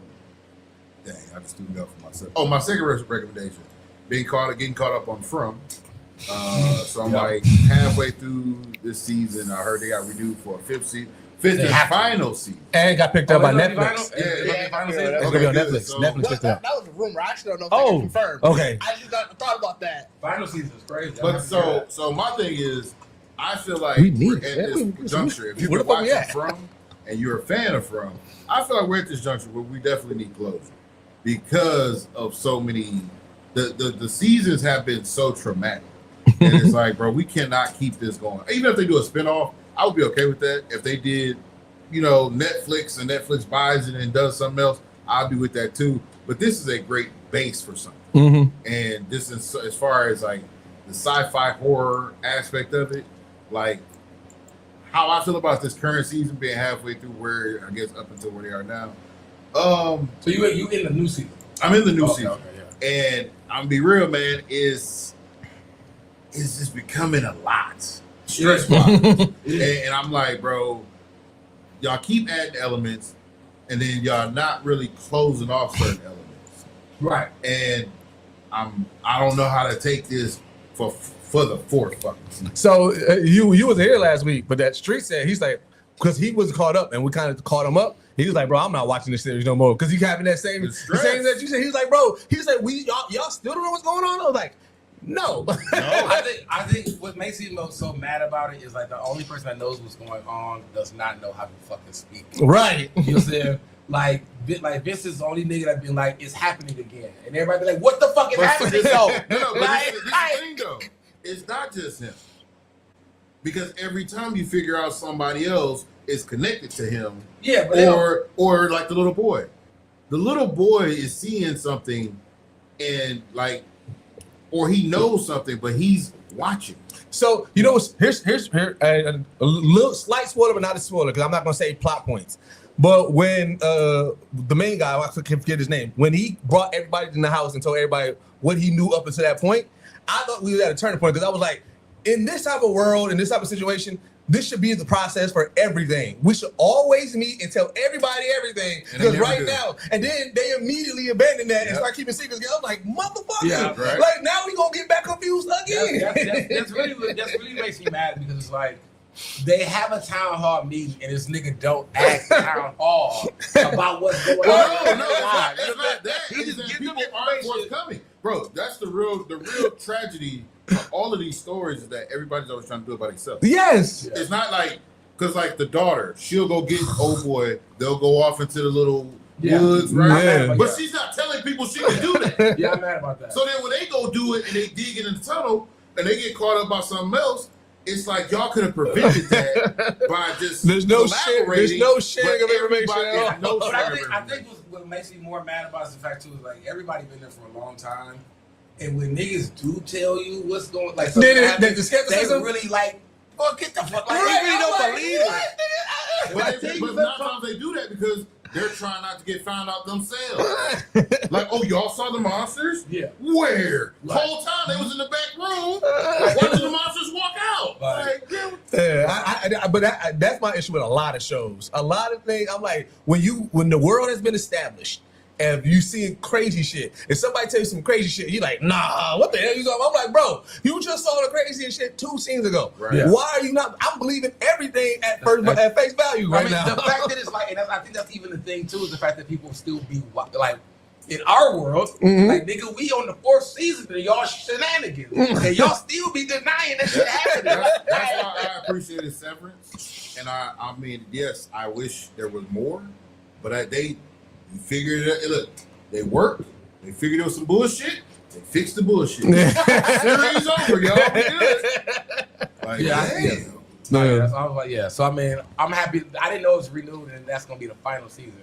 Because like I said, after watching this season, that nigga said this is just the tip of the spear. Yeah. I'm like, bro, hold on. Nigga, like, y'all said a lot. Said it's my favorite part. What? This is when they start going against each other. Like, nigga, when they been doing that. What are you talking about? Right. OG recommendation, go to geeksetpodcast.com. Check out all of our past articles, past episodes. Get you some merch, man. Like I said, Bacardi going crazy. You know what I'm saying? Got the new summer collections out now. Yeah. So I'm going to be adding some new editions probably into this month. Oh shit! Some new editions. All right, yeah. So definitely, man, check out that, man. Follow our social media, man. As you can see, everybody's doing everything. You can catch Bacardi and Diz doing their live stream Backrooms. I'm gonna figure out a way to get up on there. Like I said, we're probably gonna do more. Like I said, so make sure you follow that.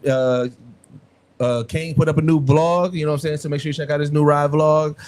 Check out everything that we got going on. Join our Discord. Just a bunch of dope people talking dope shit. Join our Patreon. One of the best ways to support us. You're going to be getting some exclusive episodes there, behind the scenes, some original content over there. But as always, this is the only podcast that blend hip-hop culture and geek culture together. And we are out.